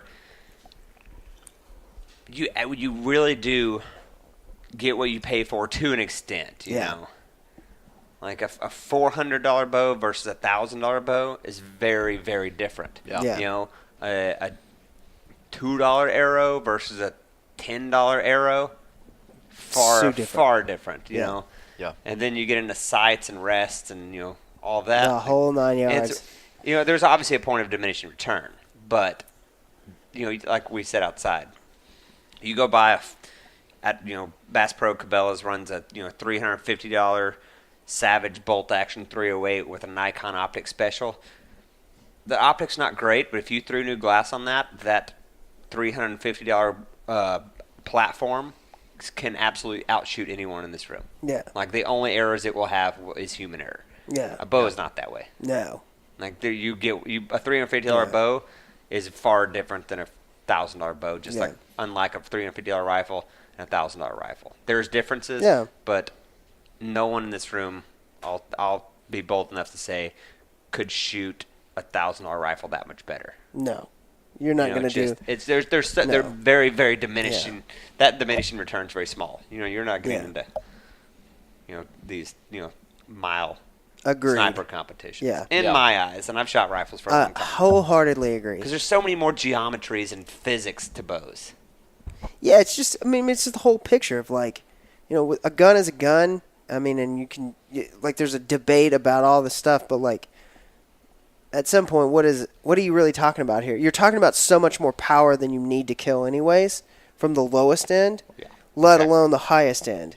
I mean, now if you're talking about going out and shooting a 3,000-yard shot in wind across a valley, But that we're also talking about comes down to a lot of user knowledge. yeah, But you've got to have the load development behind that, and you know, precision machine things. But we're not talking about let's say a long shot with a bow to kill an animal. Let's just say, because they say most happen within 20, right? Around 20 is what they say. So today we were shooting at 30, and we were all doing what I consider very well. Yeah. Like, with no problem, we'd all kill animals. So let's say a long shot with a bow is 40 yards. Let's say a long shot with a rifle, in my book, like, I probably wouldn't take a shot on an animal past 300. Yeah. I would take one at 300. But like, So, like, getting past 40 with a bow, I mean, there's plenty of people who out there could take that shot and would take that shot, but the normal people won't.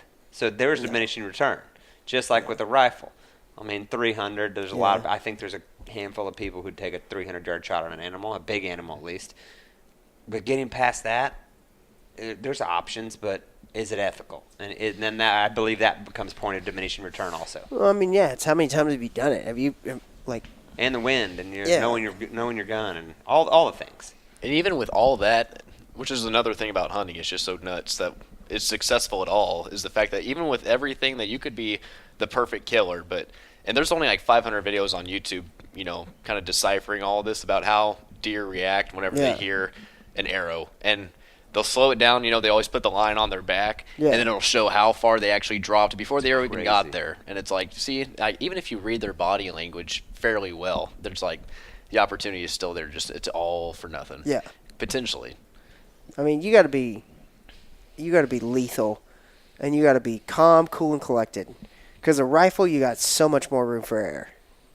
You know, even if you miss, you cause enough trauma that it does enough damage that something dies. You and I talked about this the other day, because on Meat Eaters, another podcast, they talked about it, where, you know, people discuss the efficacies of rifle versus bow, and, you know, they're arguing, you know, rifle's got more power, so if you hit it, you're gonna have a better chance of killing.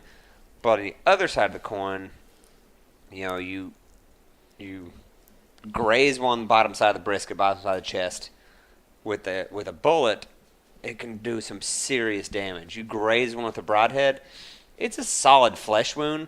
They're probably going to scab up and heal up in a month. Yeah. They're going to be fine. Yeah. I mean, we've seen, I think everybody has witnessed deer who have been shot in horrible places with a bow who are fine. They are just fine, you know? I straight shoulder shot. Like, talk about the loudest, most, like, gut-wrenching, like you hit a fence post kind of whack whenever, and with a rage, so an expandable, that deer came back on camera, like, a month and a half later. Fine. Yeah, totally fine. We shot a deer. Shoulder shot, straight in the shoulder. Just like, I'll say I sat all day on, like, a day in November. It was, like, 90. I was freaking exhausted by the end of this hunt. This deer came out at 30 yards. He was broadside. I pulled it left, so he's facing left, pulled it left into his shoulder. Like I said, just a solid shot. Like, I don't even know where the arrow went. Never found the arrow, but I know just because if he survived, that broadhead didn't hardly even penetrate into his shoulder blade. Jesus. No, I mean, you. Was it Rage? Would make Yeah. all of theirs Yeah, it was mechanical? Because I don't know much Yeah, about I think Rage is all. I don't Pretty think they have a sure. single fixed blade out there. So you like mechanical some, or is that kind of your deal? Honestly, I'm out of necessity. I do mechanicals, and it's only because of the halfway laziness of resighting in, like for my slick tricks or muzzies Yeah. or whatever I got. Like those, they fly a little wonky, but now I'm starting to get to the point where it's probably worth just before the hunt trying to make sure that those are sighted in proper. I just don't know if it would make a difference, you know, like between 20, 30, and 40, if those all need to be sighted in singularly, or if I can just move that 20 and it's all going to just fall in place. That's the only thing I worry about. It's just, I don't know, always the question of what's right and wrong. What are you Yeah. willing to do to change Yeah. like the proper setup that you've been shooting all summer? Are you willing to maybe take that chance before the hunt and kind of like mess with it and jack Yeah. with it, and maybe you're not as accurate as you could be, but as you would be with like a mechanical. So it's accuracy versus like penetration. Yeah. That's so. Like my thing is like I stopped. I haven't shot a broadhead in. Like a fixed blade, I haven't shot a broadhead a broadhead. this year. Yeah. In 2018, I've literally not shot one broadhead out of my bow. Just because I'm like, See, you need to start shooting broadheads now and tuning. well, that's the thing, right? So I guess I'm, you're waiting though. So I'm Yeah, like I I knew I was like, I want to do something different. I need a different setup. So my choice is either shoot something that I'm not going to shoot, that I feel like I want to move away from, or just get form, work on shooting, work on repetition from that standpoint. And so that's what I've done, is just like, I'm not even concerned about it, because at some point I know that I'm going to go out, I'm going to shoot broadheads a bunch of times, I'm going to tune everything, it's going to be where it needs to be. And like, I feel like if I, like, drawing your bow back is the same whether you're shooting a target shot or a broadhead. No question. Right? So like, having that repetitive motion, having that place you want to anchor on, you know, getting yourself into a shot pattern is the same whatever arrow is in there and whatever's at the end of that arrow. So that's my thinking, is this year of just like, Yeah, your draw cycle for sure. Where the arrow flies, different story. But Totally. as you said, you know, you're getting new arrows. totally fletched made and I made new 100% arrows change. built. Sure. Right? I moved to a micro diameter arrow, like you did. We moved to like single bevel broadheads with a helical. fletching. I've never shot anything like that. So like, what's the point, right? It's not like I'm moving from like I'm going Rage to G5s, you Right. know, or Rage to Slick or whatever, right? Like, that's like fine. I feel like that's probably going to be something you can practice on a little bit, but it's about that time to start. Yeah. You know, as soon as I get them sighted in, I'm going to fire a couple in. When you said your broadheads will be in this week, Should be here on Monday or Tuesday. so you're gonna go up. Then you go up there, have them cut arrows and glue inserts and tune a little bit. I already paid for my deposit for them. I put money down on them, so. You didn't just pay for them. No. But you said they had them in house, right? Yeah, but I was like, I'm gonna put $75 down on these, and we want to make sure everything walks away right, you know. So that way everything's incentive, you know. Who doesn't go to work for money every day, right? True. I love Outdoor Pro Shop, and they were like, whatever, man, we'll do whatever you need to do. But I was like, it's the day before payday. Here's $75. I'm broke. So there's the truth. So there's the truth. It was like, Put that hey, shit on layaway. exactly. And they were like, cool, man. So I'm not saying that that's what they do every time for, you know, but they allowed me to put a deposit down You gotta love when people take care of you like that. on some, and you know, that's the thing. Like, I had a friend telling me, like, man, I feel like you could get those arrows so much cheaper in another place, and I am the king of getting things cheaper. It's true. Like, there is no doubt, but there's some things that I'm like, I have zero chance paying a little. I have zero problem paying a little extra for. Those guys are solid. Yeah, I don't mind. Like, same thing with leading edge. I Like, bought down in San- everything in- for my bow, for my new bow there, other than my sight and my broadheads. And I guess my equivalizer, but I've had that. So Yeah. So yeah, I'm just take when my bow shows up and take all of that in, be like, put Put this it all shit together. together. Let's cut arrows, glue my inserts, because apparently on these single bevels, your broadhead has to be vertical, lining All up right. with your vertical fletch. So the insert needs to be put in a certain way Yeah, before. so I've got arrows at home that are helical fletched and awesome. They're not cut and the inserts aren't glued because my broadheads weren't in and my bow wasn't in, and we really don't want to cut arrows without the bow just in case. Yeah. Like why? You're Why? doing it right. So we're just waiting. So all the stuff's just still laying on my table staring at me, Mm-hmm. and it's the worst.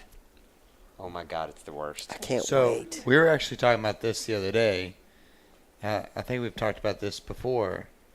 It's talking about someone getting started because I have several people at work that have wanted to get started.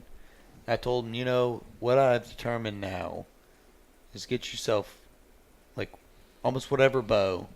Mm-hmm. Like doesn't matter what Buy price. a modern bow, man. Just buy It'll get like it done. $300. But like Cabela's Barden Cave. Absolutely. But that gets you started, and then you can buy an expensive sight, any accessory you want, because when you're ready and you decide that you're into it, you're gonna stay shooting. Then you go out and buy that $1,000 bow. That's Yeah. gonna be awesome. Bolt all your And stuff then to it. all that stuff just comes Goes off with you. and bolts on. Yeah. I agree. I think people sometimes get into their mind that they've got to get this like super high end. I bought my first bow that I killed my first deer with for $80. And that was a case, that was arrows, that was a sight, that was a release. It was cheap. It was not like, I'm right there with you. You know? I bought a Bowtech, I think it's called a Micro Adrenaline. I was probably Yeah. like 13, and I killed 2 deer in 2008 with that bow. that's the thing, right? You They will kill kill. They will all kill. They'll all Yeah. kill. No question. It's illegal. Over 40 pounds. Yeah. Especially whitetails. I'm not saying go take that bow and go elk hunt with it or moose hunt with it. Yeah. Or black bear hunt with it. Step up a little bit when you start moving to the game animals that are that big. But a whitetail, you absolutely can Blow take. through it with 50 Yeah. pounds. Absolutely. Go figure out, just like Jordan Go said. smoke some pigs with it. Figure it out. You want to do it? Go do it. You do not need to invest a bunch of money. Just go have some fun. Figure out, is this what I want? Do I like this? And then go make If the you decide determination. you're into it. That's exactly what I did. That's That 100%. diamond Bowtech diamond, whatever I'm shooting now. When I get $250, $300, Cabela's Bargain Cave, and I didn't know, and it was happened to be left-handed. We'd been talking about archery, and sorry, dog's stepping on equipment. Max is back. Max is back. Get on the bed. Oh, Max. So I ran into it at Cabela's Barden Cave and asked those guys. I said, "Listen, I'm just getting into this. I don't know much about it. What's the deal with this bow? Why is it $200?" And they said, "Man, we get these bows back all the time. A guy buys it, gets home. They decide they have shoulder surgery, and they can't pull it back, or their wife says, 'You're not shooting that thing.'" And he said, "This bow probably hasn't seen a dozen arrows." I said, Tell these boys what you witnessed at leading edge archery. "Oh my God, I forgot about that." So I finished my story. So I bought this bow. We tuned it up. I've shot it a bunch. I liked it. I've enjoyed shooting archery. It's open. I think all of us here started to open up more opportunity. That's exactly That's why how I it started. Yep. It wasn't that I was like, man, I want to bow hunt. No, I just want to hunt more. Yeah. And I can hunt more if I shoot a bow. So it's all worked out. We've talked about that 1,000 times. But leading edge. So we're sitting there setting up for Full Draw Film Festival, kind of milling about before it starts, and this guy rolls in, talks to the owner, I guess. Starts walking up to me and is like, "Hey, I forgot about that. Are you Scott?" I'm like, "No, I'm not Scott. Are you? What are you looking for here?" He was like, "I'm looking for."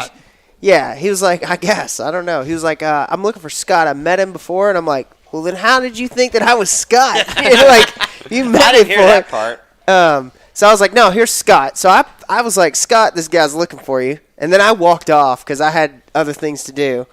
And then continue because you're the one that witnessed And this. so then I'm milling about, and Abe walked off to go get ice or something, I think it was at that point. And another one of the BHA guys, who was on here recently, Jared Kennedy, Yep. standing there, and this guy, they hand him a new bow, and he starts pulling on it. And I don't think any of these bows are much softer than 70 pounds. 'Cause it's a pro shop, and they're all high-end bows. And he's yanking on it, and he's not using even like 4 fingers or 3 fingers. He's got 2 fingers on this string, and I like started hitting Jared. I'm like, "Holy shit, this dude's about to dry fire a bow! Holy shit, this dude's about to dry fire a bow!" And Jared looks over, and I just have this anxiety. I'm like, "This bow's about to explode." And we watch him for a second, and he drops it back down with the shutter, and. Max. And he starts drawing it back again. And I turned around to talk to him or something. I hear a little pop and turn back around. He dropped the string on it. Cam's half off. The string's definitely not on the bow anymore. And I was like, it just happened. And the owner guy's super nice. Like, oh, it happens all the time. So I don't think anything bent. No. But, like, every other pro shop and stuff I've been in, they're like, yeah, you can't pull on it. No. Like, no, you can hold it. Yeah. You can touch it, but you can't pull on it without an arrow. And like most of them have a short archer range or whatever. Yeah. And they're like, you can take it over here. And they have an archer range you can there. fling an arrow. Yeah. Like, but you can't just pull on Dude. it. But them letting him 2-finger, clearly the dude never shot a bow. No. Of any sort. So, the 70-pound bow, he's got his 2 booger hooks on it. Oh, my God. It's like, yeah, oh, my God, I was so stressed. And he clearly... So I walked in from the outside. So I'm like, I'd gone to get ice and came back. And as I'm walking in with ice, this dude's walking out, gets in his truck, and is backing up. And so then and I walk in. This dude just dry fired a bow and left. He just ran out of here. Like, that's what happened. Didn't buy anything. Wow. Just, Yeah. like, dry fired a bow. Like, I gotta go. Just here, He's I fucked this up, and then walked out. That's what we're saying, man. We gotta like bring people into this and show them how to do it right. It's Yeah. just like, Well- you don't want people to have to.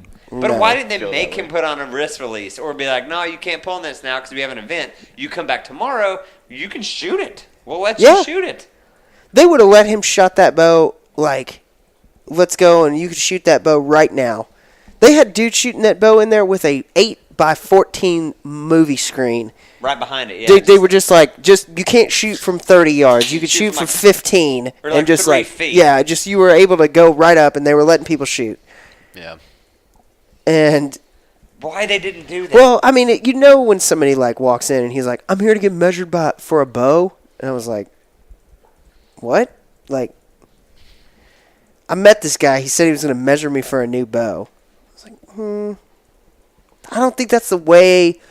Like, that's not the way. So, you walked up to me thinking I was the owner that of you it. just supposedly That met. you met, and then you just, like, Right fired a bow. yeah, like, first of all, You should have sold him a bow. Like, dude. We should have, like that. We should have sold him that raffle bow. Like, this is $1,000. It'll do you well. I can't believe we had a. There was a guy who won that. That guy who won that bow was Who won? I forgot. a dude from It doesn't matter. San Antonio, obviously, but he was like, all his friends were giving him shit because they were like, "You shoot nothing but Matthews, and you want a prime bow. What are you gonna do with it?" And he was like, "I'm gonna shoot this prime bow. I like this thing. It was a nice bow." And it was super nice. It had all the bells and whistles. maybe I'll try one of those. A prime. I hope you win one at Full Draw in Are you gonna try? Cinema Creek. Why not? I don't know. I support you. I just didn't know. A dual cambo. That'll be That's fun. what weirds me out. I mean, we all know I'm hard on shit. And I mean, they look cool, but there's dual cams. They've got 4. Yeah. You've seen them. You Yep. know. Yeah, and how many cams have you bet so far? On mine, that only has 2. I've had to have 2 cams replaced already. from just like what over torquing First time I was adjusting my release's trigger weight, and got it way too loose, and breathed on that thing and dry fired it. So it exploded. Dude, I was using that thing I got at R100, and so it was that wonky like homemade release. Oh yeah. So I was using that. Is it still working? What's the story No. in it? I Did just the guy was ever like, get a hold of you? I was like, $60 to you, brother. Good job. Way to invent something. That is very unlike your culture. It is. And I tell you what, I just was like, I'm not going to deal with it. I'm not using this thing. It's great. If it would have worked, awesome. I mean, But with the slingshot, it felt fantastic. dude, if I get it, so I bought one of those little slingshots that goes into a little, like those little So internet suction, like internet jobbies. Put an arrow in. Oh no, you can't put an arrow in it. I guess you could probably put an arrow in it. But what it is like you're supposed to shoot like a ball bearing out of it. So Are you gonna use that for squirrels? I'm gonna use that for the fact that I have a that little section of private I hunt has cows on it. Did it run them off? Oh fuck, man, they're a beating. Just pop them with ball bearings. Yep, I take rocks into every single time I take rocks into a stand. I walk past this little gravel road. I scoop up a bunch of rocks every time I go out, and I set them in the stand with me. My cousin was like, "Why are there rocks in that stand?" I was like, "So when cows come, I can throw them at them." He was like, "Oh, that's a pretty smart idea." Because I'm tired of them. They roll up, and then they just are around me, and every deer leaves, and then comes back as soon as they walk off. So I hurl rocks at mother cow, and then they run off, and then deer come back out. I'd like to think the largest buck in the county's watching you as you're doing that. Dude. Wow. There's no doubt. This guy's looking out for me. That's right. Yeah. Dude, it's he's giving his position away completely. Good, there he is. Look at that. Yeah, I last year was the year that I let a deer walk. He was just legal, barely legal, but he was such a good buck for where I hunt. Yeah. And I was just like, man, that, let him walk. And I just let him go. And I filmed him and shot him multiple times with the camera, and he sits in my background for my desktop and my cell phone, and I just look at him now, and I'm like, oh, I'm never going to see this deer again. What was that shot opportunity like? Broadside? Oh, he would have been Close? dead. Yeah, 15 yards, just broadside, just was this good? Well, what about this? How about that? For an hour. I watched him and a little forked deer feed and just FaceTime my brother and was just like, this is right in front of me right now. And just to the point where I just stopped caring about being found out, because I was just like, oh, I've seen you. You've been here for 40 minutes now. So I'm FaceTiming. My brother's like, shoot that deer. And I'm like, why I'm not. didn't you? Because he was a 3-year-old. Okay. 3-year-old public land buck? Oh, I like the sound of that. No. He's done. Nay. Private. Private land deer. Yeah. We haven't shot a buck in it's almost 6 years now there. Really? Yeah, I've seen a lot of them, and I'm not going to shoot. I go there because I put meat in my freezer, and so I shoot a bunch of does. We got way too many does, so I shoot does every year off of there. But the bucks, we're just a couple years ago, we're I'm not going to shoot unless it's a awesome deer, a straight 4.5 minimum. And I've just erred over the last 5-6 years on, you're too young, you walk.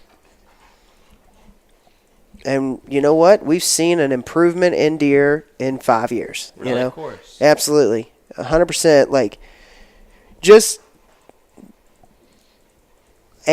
shooting does has been such an just pulling that balance. We were dealing with 10-to-1 sex ratio, and it's just it's ridiculous. So we shoot not enough food for all this deer. No, exactly. That's the thing. So smoke some does out there. we shot a bunch of does. We shoot does off there every year now, and that's it. And Well, that's what we're gonna have to do out at my place.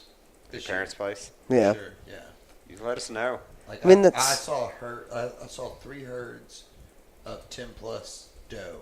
Yeah. With, it's a Got to lot. go. And they were a lot of twins and triplets. This year has been insane. My cousin was like, dude, I've got 3 deer that have triplets Yep.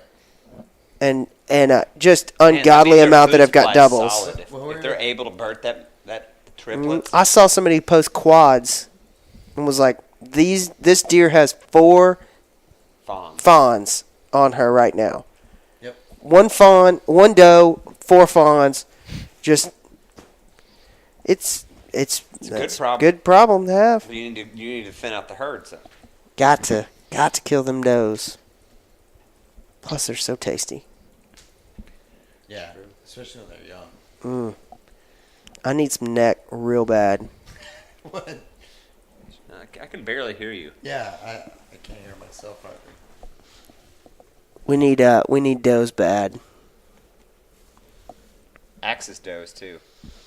Yeah, if you have a connection with Axis Doe Hunts and you're Yes, looking to yes. get rid of them, we would love to have you on our podcast. We'll come out. We'll hunt. We'll You can be on hunt. our podcast. We'll pay. I'm not saying that I need it free. No. Just reasonable, Exactly. you know. What else? Tell us about Oklahoma. Let's see. What do you do? What's your plan this year? My plan this year, like I said, so we were talking earlier about having like A+ sites, kind of proven tree stand locations that we know are gonna provide. Deliver. Yeah, exactly. Whenever we go sit on them, but man, I must have like 4 or 5 different locations that are just on Google Earth, kind of just sitting there that I can tell halfway or funnels / a lot of different like transition types, like maybe creeks meeting. There's like a strip of timber along a creek and then it's field, so you know there's a natural funnel there. They're going to want to stay in the timber as they're running along the creek looking for does during the rut. So just like kind of the obvious Funnels. exactly, and just really just like my line of thinking is you just burn the first half mile at least whenever you're looking at anything public Yeah. from parking access location wise. Yeah, just burn it and look for water, look for ways to get away from people. You're talking about that using Yeah. other means to access locations this year. Yeah.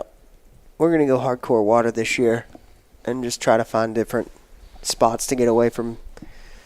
You know, I mean, it's one thing to get away from people. It's another to get to places where deer go, you know? I mean, like, I think being able to get that far away is, like, using water is great from an access standpoint. Is most people are not going to go out there and do that, but you also are entering from a place where they don't think you're entering. You're coming from a place that they see as a safety. You know, like that's a place that people don't come from, and you also minimize your Go ahead. entrance into it, right? Your Yeah. exposure into land. Because you're gonna walk whatever public lands place you go to, you're gonna walk into, you know. So Yeah. either you walk in a far way or you paddle in a long way and kind of hopefully have like a little funnel place because you're using the water to funnel them in between you, you know. Yeah, absolutely. No, even if you are just checking trail cameras with, like, if you're coming in water Yeah. just to check trail cameras and you walk in for the deer hunt, then all summer they're expecting you to come in on water. Mm-hmm. And then next thing you know, even if you decided, like, hey, like trying to go in the dark with a boat or canoe or kayak or whatever isn't for me, I'm going to walk it in. Then you've already done yourself a big justice. Yeah. You've helped yourself a lot because they're not expecting sin Yep. and noise to come in from that from the land. Exactly. So, no, that's a huge plus. And like I said, I'm going to join you in on that.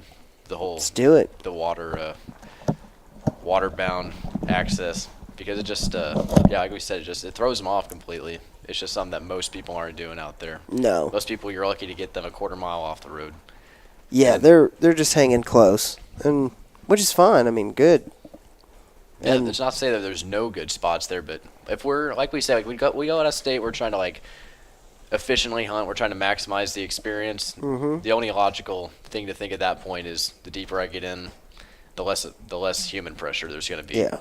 So, yeah, you couple that with like you said, checking trail cams. At least if you're just checking trail cams off of water, then you're doing a huge justice to yourself. And then if you come in during the hunting season, whenever everyone like you were talking about with me on the phone the other day, you're getting pressure from the parking lot, pushing deer in throughout the morning. And we know, I think there was a story you guys were talking about whenever I was back here like 6 months ago or so. Someone had like bright white jeans on, walking through the woods. You get people like that happens. Oh man, it's ridiculous. Play to your advantage. You know, that's the thing with us. I'm getting into a spot this year where I'm like, I know there's no way that anyone is coming from the direction I'm coming from. So if they come back there, it's gonna push deer to me. They're not. Like, there's nowhere for them to go except to where I'm at. So, come on, walk back there if you want. Like, all you're going to do is help me. Plus, we've got some real good, depending on how much rain we get, we may have some great early teal and wood duck hunting. Yes, and I'm wood duck hunting with 20 gauge this year. Oh, yeah?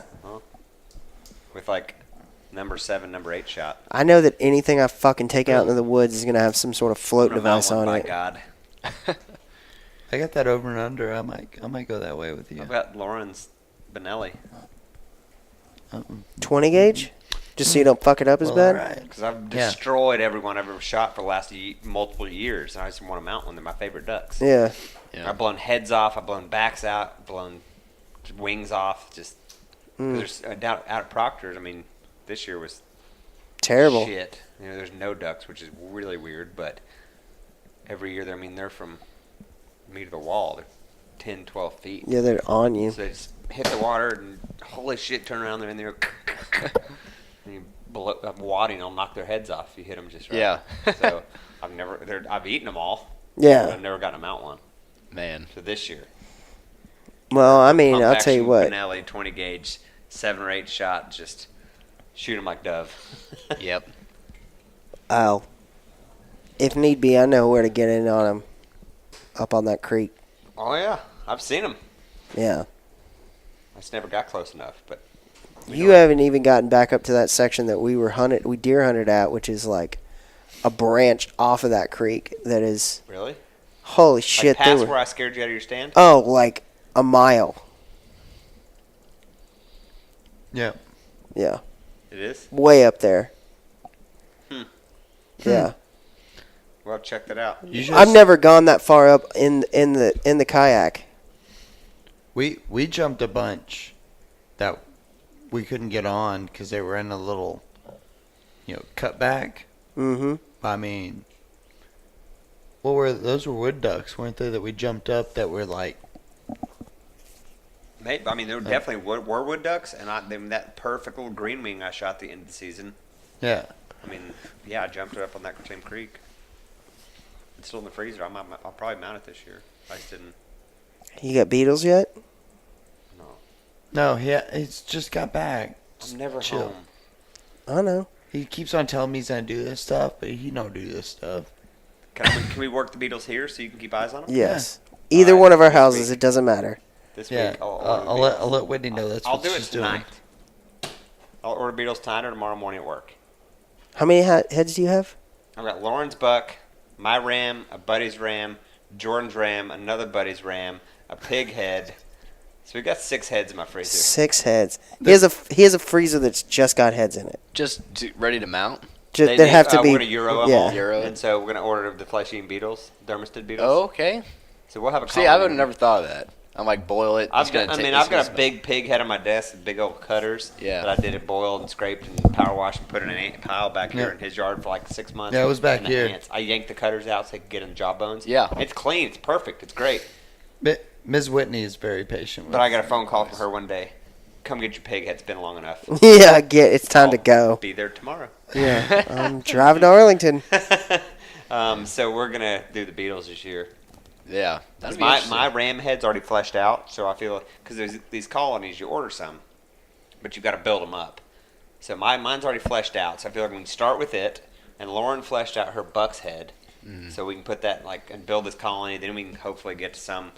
I don't know if they'll eat through hair and stuff. How hard do you have to flesh them? Can we just set a head in there and have at it?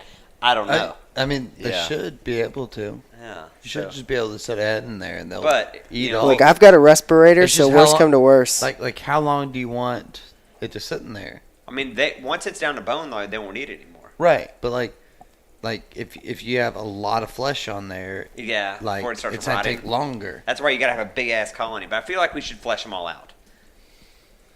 I mean, I guess. You knock it out in the backyard one day.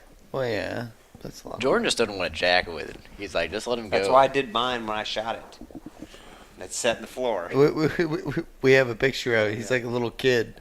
It's an adorable picture. It's an awesome picture. It's actually on our Instagram. It is on our Insta. I'm sitting in the floor, covered in blood, and there's blood all around me. I've got the skull. It's probably like one of my most artistic looking It photos is. I've ever taken. Absolutely. It's ready to go, Absolutely. that one. It was a great photo. I love posting that one. They had a big cleaning station, concrete floor drain hose. Yeah. I was like, I'm doing this right now. Because when I get home, it's going to be a shit mess. I was done with all my. I was so frustrated. You're over it. Well, I get it. I'm not judging you. I wanted to shoot one with my bow. Went out. I let everyone else shoot something, and then by the last bit, I couldn't get on one. So I never got close enough with the bow. And the next day, I was like, Grinch was like, "You want to take my AR out? Yeah. You can take the 300 blackout out with it." And I was like, "All right, I can do that." F it. Yeah, I was like, I don't want to carry my rifle around, so we'll just do this. That way we could sneak up on one. I can get it, whether it's far, close, whatever. And we just couldn't get on them very well. And They're so I missed one because it was just out of range, and I held a little too high. Everybody was shooting that gun high. Yeah, remember? and We were over everybody because I told them it's a slow round. You've got some drop, and everybody's way overcompensating for the drop. Yeah. I'm like, no, just put it on it. You put it on it. Yep. Done. Dude. But I thought We I can was go back. It was like $300. Yeah. It's cool. Yeah, It's lodging. You bring your own food. $300. You tip the guide. They're nothing crazy. It's fun. You go get drunk. They hunt all day. It's just you kind of just go party and kill something and bring a head back. And I made jerky out of my whole ram. Yeah, no, I actually want to go back and make some stuff out of a ram. I'm It was curious. fun. That's why I want to take an Axis. Because I'm like, man, Axis is delicious, though. I know. That's the thing. That's If I'm going to put $200 or $300 down, let's go shoot an Axis. No, bro. if we Well, make that happen. But this is what just, they have, this was just cool to have a ram. Oh, dude. A ram skull. I want a They're ram skull. nothing crazy. yeah, it was. They're not badass, but it it's was- kind of cool. It was Yeah, it's cool. Corsican, Corsican ram, Texas yeah. Dow, Texas Doll, and what was the other one? Hawaiian Black, and then one other one I can't remember what it was. But what was really crazy is they had some Morenos running around that place with 1,000 curls. Yeah. They stuck out forever.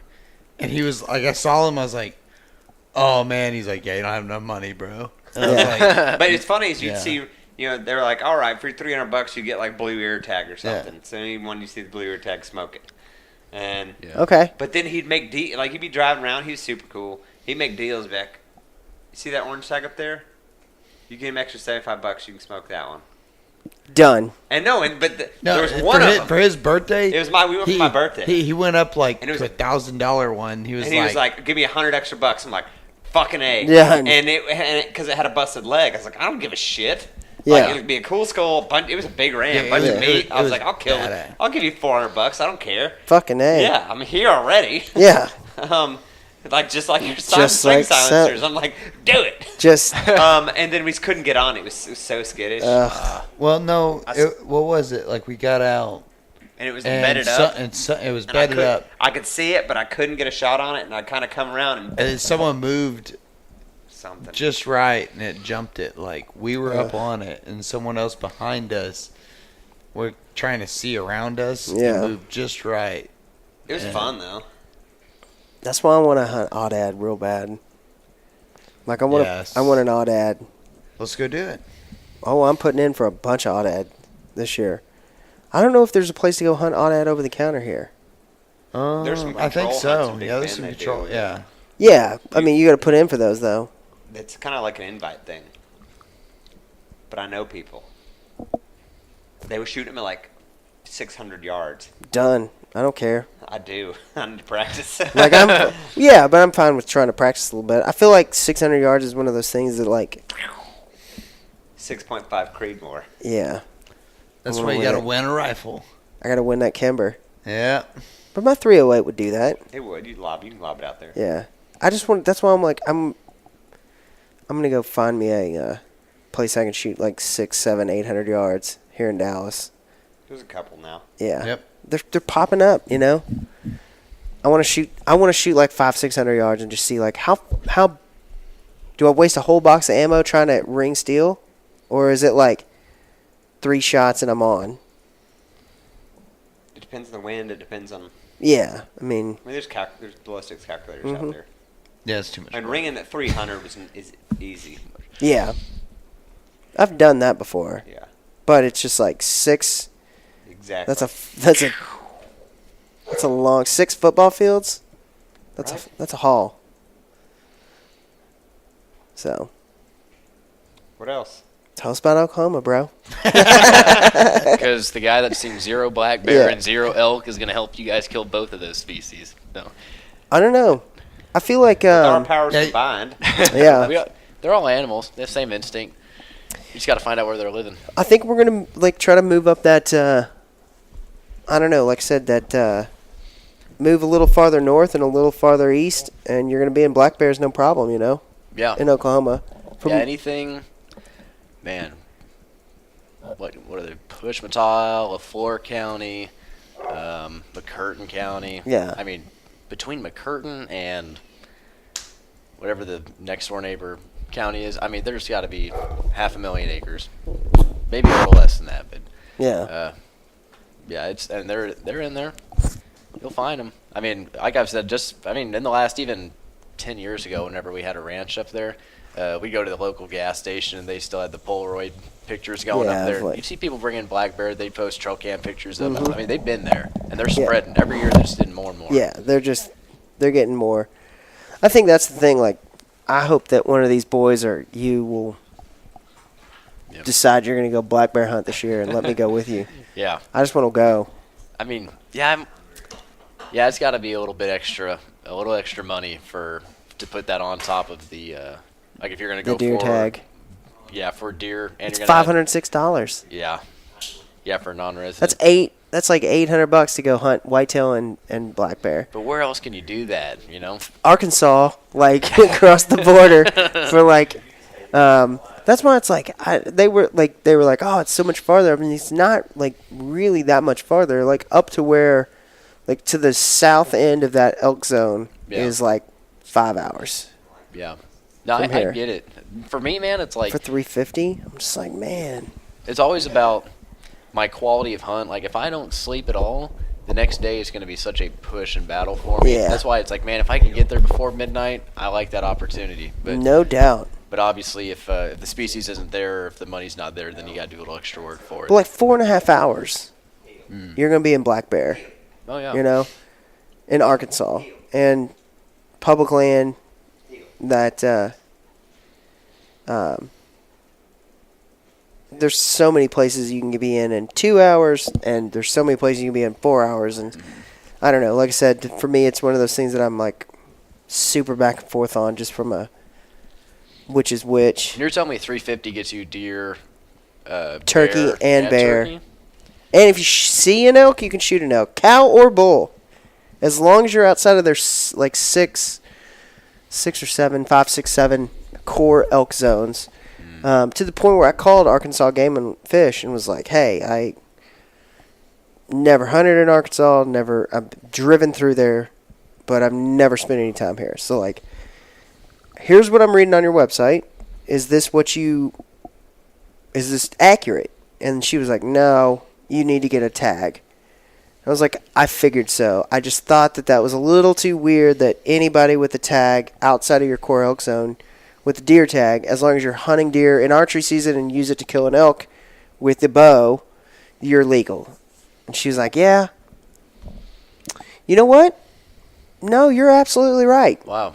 And I was like, what? She was like, no, I've read exactly what you're reading right now. And as long as you are outside of that core elk zone in Arkansas, for $350 you can shoot an elk. Now, what does that mean? That you have a 1 in a million chance of seeing an elk? And that's why they've got that, like, yeah, go nuts. Go nuts. Yeah. Because you're not going to see one, which is probably what it What is. if you catch one in the rut and call it over? Well, I mean, then You call your ass off. you call your ass off and you Exactly. shoot an elk. If you're not in that territory, now you check them in I'm immediately. all and down with calling. Oh, we know. Oh, my I'll God. I'll call my ass off. I almost bought a elk bugle, and it's just like, oh my God, my wife's gonna lose her fucking mind. I'll buy it for you. She already hates turkey calls. Imagine how my wife feels. Ugh, you're ripping duck calls constantly. Duck call, turkey calls, deer calls. I haven't got an elk call yet. I want so badly to hear Pre- that in real life. I have predator too. calls. We heard a couple. Yeah, they're like distant. That little 6x6. He gives a few like little. Yeah, not nothing major. But it still gets you all Jacked riled up. up. Yeah.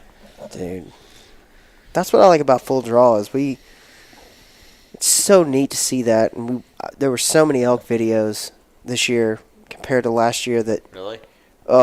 it was so cool, and just those fuckers screaming. And I've been watching a lot of the last year's Born and Raised Outdoors Land of the Free on YouTube. They did a 50 days consecutive hunt, and they post a video every day about hunting for 50 days consecutive. I think it was from like Oregon to Idaho to Colorado to Wyoming and Montana, and they had some deer that they called in, and there was one that these guys called in I think it was Idaho. It may have been Oregon. That was this elk came in at 20 yards and just screaming and screaming. And this guy shot this thing, and it died within like 5 yards of getting shot. He perfectly heart punched it, and it was just like, holy crap. Yeah. It's so badass. So, go elk hunt. That's my concluder. First elk we see Is Man. that what you've decided? after talking to the guy. Dude. After the guy Abe and I talked to gave me those tips. That guy. He said, "Man," he said, "there's not a ton of elk. There's plenty of elk. There's not a shitload." I said, "How long should I wait for a bull?" He said, "Punch the first thing you see." Anything you see, I shoot. said, "All right, you live Noted. there. I don't." The first Dude, of anything in life should just be like, just take what you can get. Oh my God. that starts the I tape. Yes, I agree to an extent, but half of me is that everybody wants the rag. Everyone wants the freaking 400. It'd be No, awesome. I don't want. I'll take a raghorn scrub ass like the runt of the litter. Yeah. But just having a rack would be cool. But if that cow walks, like, Yeah. let's do it. Yeah. Yeah. Yeah, that's me on public land. I'm like, Oh, come public land whitetail. Shit. if it's Pig, brown, it's down. doe, what? First The thing. that moment you're legal. moves. Yeah. Like, that's what sucked. We had that little down. spot. We had that little fork, and he came out, and I was like, fuck. You're not legal. Yeah. And then that's all I 14 saw. 14 inch, 12 inch. Oh, he was just like No, that's I- the legal limit, right? 13. 13. Yeah. He was not. He was probably 10. Or it's, To the point where you knew he wasn't what is it- legal. What is it? 13 or a single unbranched? Yeah. Hmm. Spike, fork and horn, or 13 inches. I think that's the rule. If it's Fork past- and horn. If it's got more than 2 points on both sides, then you can't shoot Yeah. it. Unless it's outside of the 13. Yep. And this deer was like super not legal. Like the moment we saw him, I was like, Cameron was like, is he legal? Is he illegal? I'm like, no, he's not. Like, I don't even need to, like, there's no investigation. He's totally illegal. And that's the deer that I walked up to within 10 yards of that deer. He was hurt. Really? I don't know what happened. We've talked about this on the podcast a bunch, but I was walking out to my stand and middle of the night, pitch black, and I got a headlamp on because I'm at my tree stand, right? I walk all the way as far as I can get back without a lamp, and then at some point you're just like, I'm going to die if I don't have a headlamp on. So I got a headlamp. I turned my headlamp on, and I caught eyes, and I kind of kept moving up towards it, and then I was like me to Jordan close to this deer, and he couldn't get away from me. Wow. He was just like, I'm like, look, I'm not going to fuck with you, dude. And he just was like, I don't think you're going to hurt me. And he just hung and just, I'd never been that. I'm not legal anyways. I read the rules. He knew. And I'd seen that deer. He became, like, I saw him the first time, and then it was like every time I came out, I was sat, he'd come out.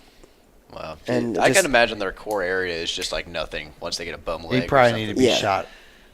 Oh, but the problem was I couldn't see if he, like, there was no, like, I was obviously close enough to be determined, like, what had happened to him.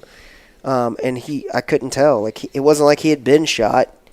Whatever it was a internal, either he got hit by a car or something. He's probably picked on by, like, if you watch deer are the biggest assholes in the world. Yeah. They will pick different. on, if you're different, they will pick on you.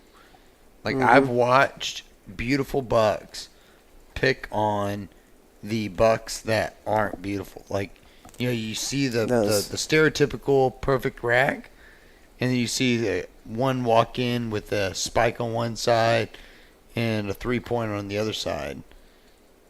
And the other bucks will literally gang up on him and beat him up and kick him out of the feeder.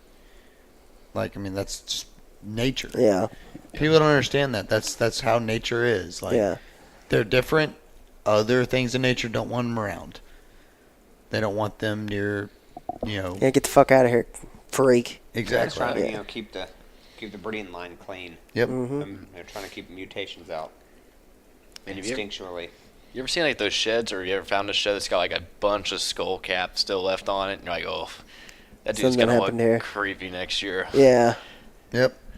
Yeah, I'd imagine that it He's doesn't probably feel gonna good pick coming on. off, and it's gonna affect him for at least another season. Mm-hmm. Yeah, I've not been tremendously successful at finding sheds. Yeah. Like, I'm not good at that. I found one. That's it.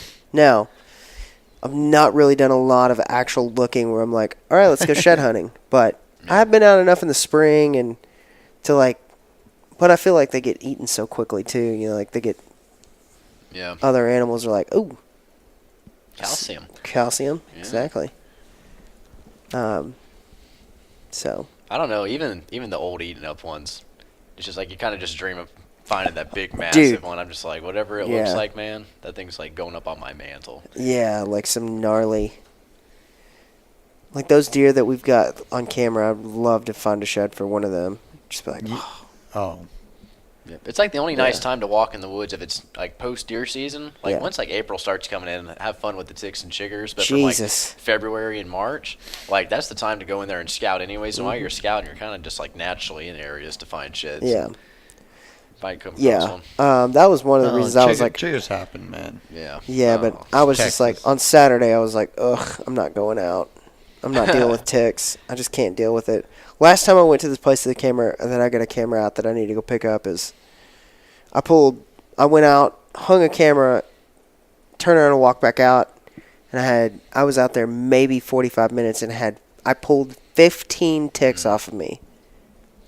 I was like, this is awful. That scares me. Those Lone Star ticks and that bacteria allergic to red meat. Yep. That bacteria outbreak.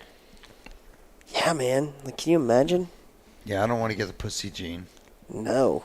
You can't eat red meat anymore. What if that was like one of us on this podcast was like, you wanted to eat red meat, but you couldn't. You want to Just see make someone? fun of you. You want to see someone kill themselves really fast? You give me a tick that gives me a disease. Yeah, you couldn't. You just eat lettuce. Yeah, I won't. No. It's already bad enough for you. You can't eat fruit. Yep. Shit. Can't eat fruit. It's terrible. Yep. Yeah. Would you want one of us to kill you if that happens? Yeah, no. Like pact right now. Like if I get the gene, you just put me out of my misery. That's the pact. We'll put that Right. Barbasol can right there. Exactly. In his chest. Just go for it. Like you're like, hey, look, heart shoot me. It's like, God damn it, We'll Jordan, you gut shot me. We're going the ultimate hunt. Yes, for the ultimate game. I think they talked about that on a Meat Eater episode. Like what you. What would you still hunt if you couldn't eat red meat? No. I took that completely different. But yeah, I mean, I would absolutely go out in the woods and film every one of you motherfuckers. I would still pig hunt. I'd still hunt in general, and just give Donate it the away or meat. Donate it. Yeah. Well, and here's the thing, like, and Just watch you eat it. Just be like, just put it in your mouth. I don't think a lot of Put it in people. your mouth. I don't think a lot of people know Like, this. could you but just like snort a bunch of Benadryl and just knock down a steak real quick? Or, Dude. like, how does that work? Like, how bad is this? Yeah, exactly. I've done that for fruit. Yeah, you have. I mean, fruit's good, but take It's not red meat. Yeah, It's take not it or red leave meat it. good. Exactly.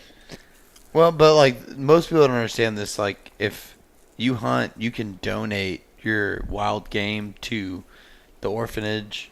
Hunters all for the that- hungry. like, yeah, Hunters for the Hungry. Like, there's a lot of places you can donate your meat, so you can still be a hunter and still benefit people. What, orphan hunt? No. No. Nothing. Everything's fine. Or 12. No, Nothing- I nothing want to to see know. here. I want to know. Or 12. Or Continue. 12. Maybe, are we just done? We're getting close. Yeah. Yeah. What else? What else do we need to go through? I don't know. He already tried to do a concluder. Yeah, I keep trying to balloon knot this thing, and No one's biting. Man, I got nothing. we keep bringing up good stuff to talk about, so. Hey, man, I'd like to give a big shout-out to Cam the Guitar Man. Sorry, brother, for the technical difficulties we had with one of our last podcasts, episode 34. I guess this is probably going to be episode 36 that you're listening to now, but, thanks for commenting. Thanks for being an involved listener. We've got several of you guys now. There's literally dozens of you. There's you're like never nudes. There's dozens of you that are out there, and we appreciate it. It's been pretty awesome. Like, I post something up at work real quick, and just throw something up there like, "Hey, who's this?" And then people are like, "Hey, you misspelled." Yeah, isn't. Yeah.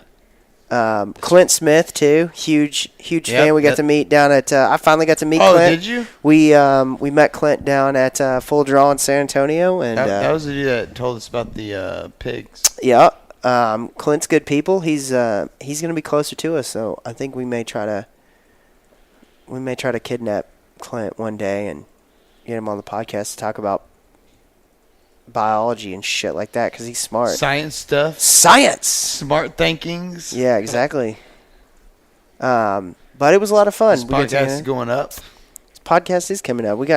We have literally 2 fans that will comment on things now. It's amazing. It's amazing. We're up So 200%. we've literally you guys are breeding.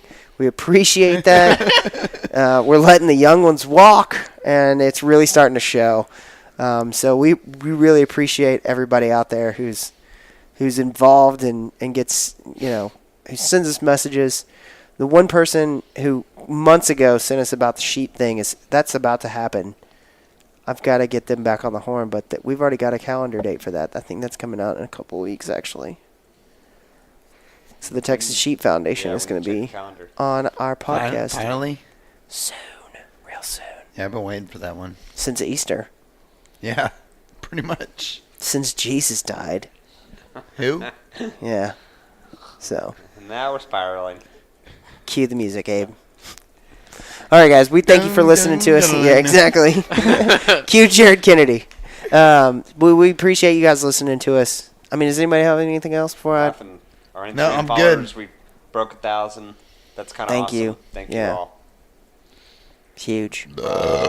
Quickly. People, check out Raptor Razor Knives, Onyx. Maps. I mean, you all should know about Onyx Maps by now, but Bone Broadheads. Bone Broadheads.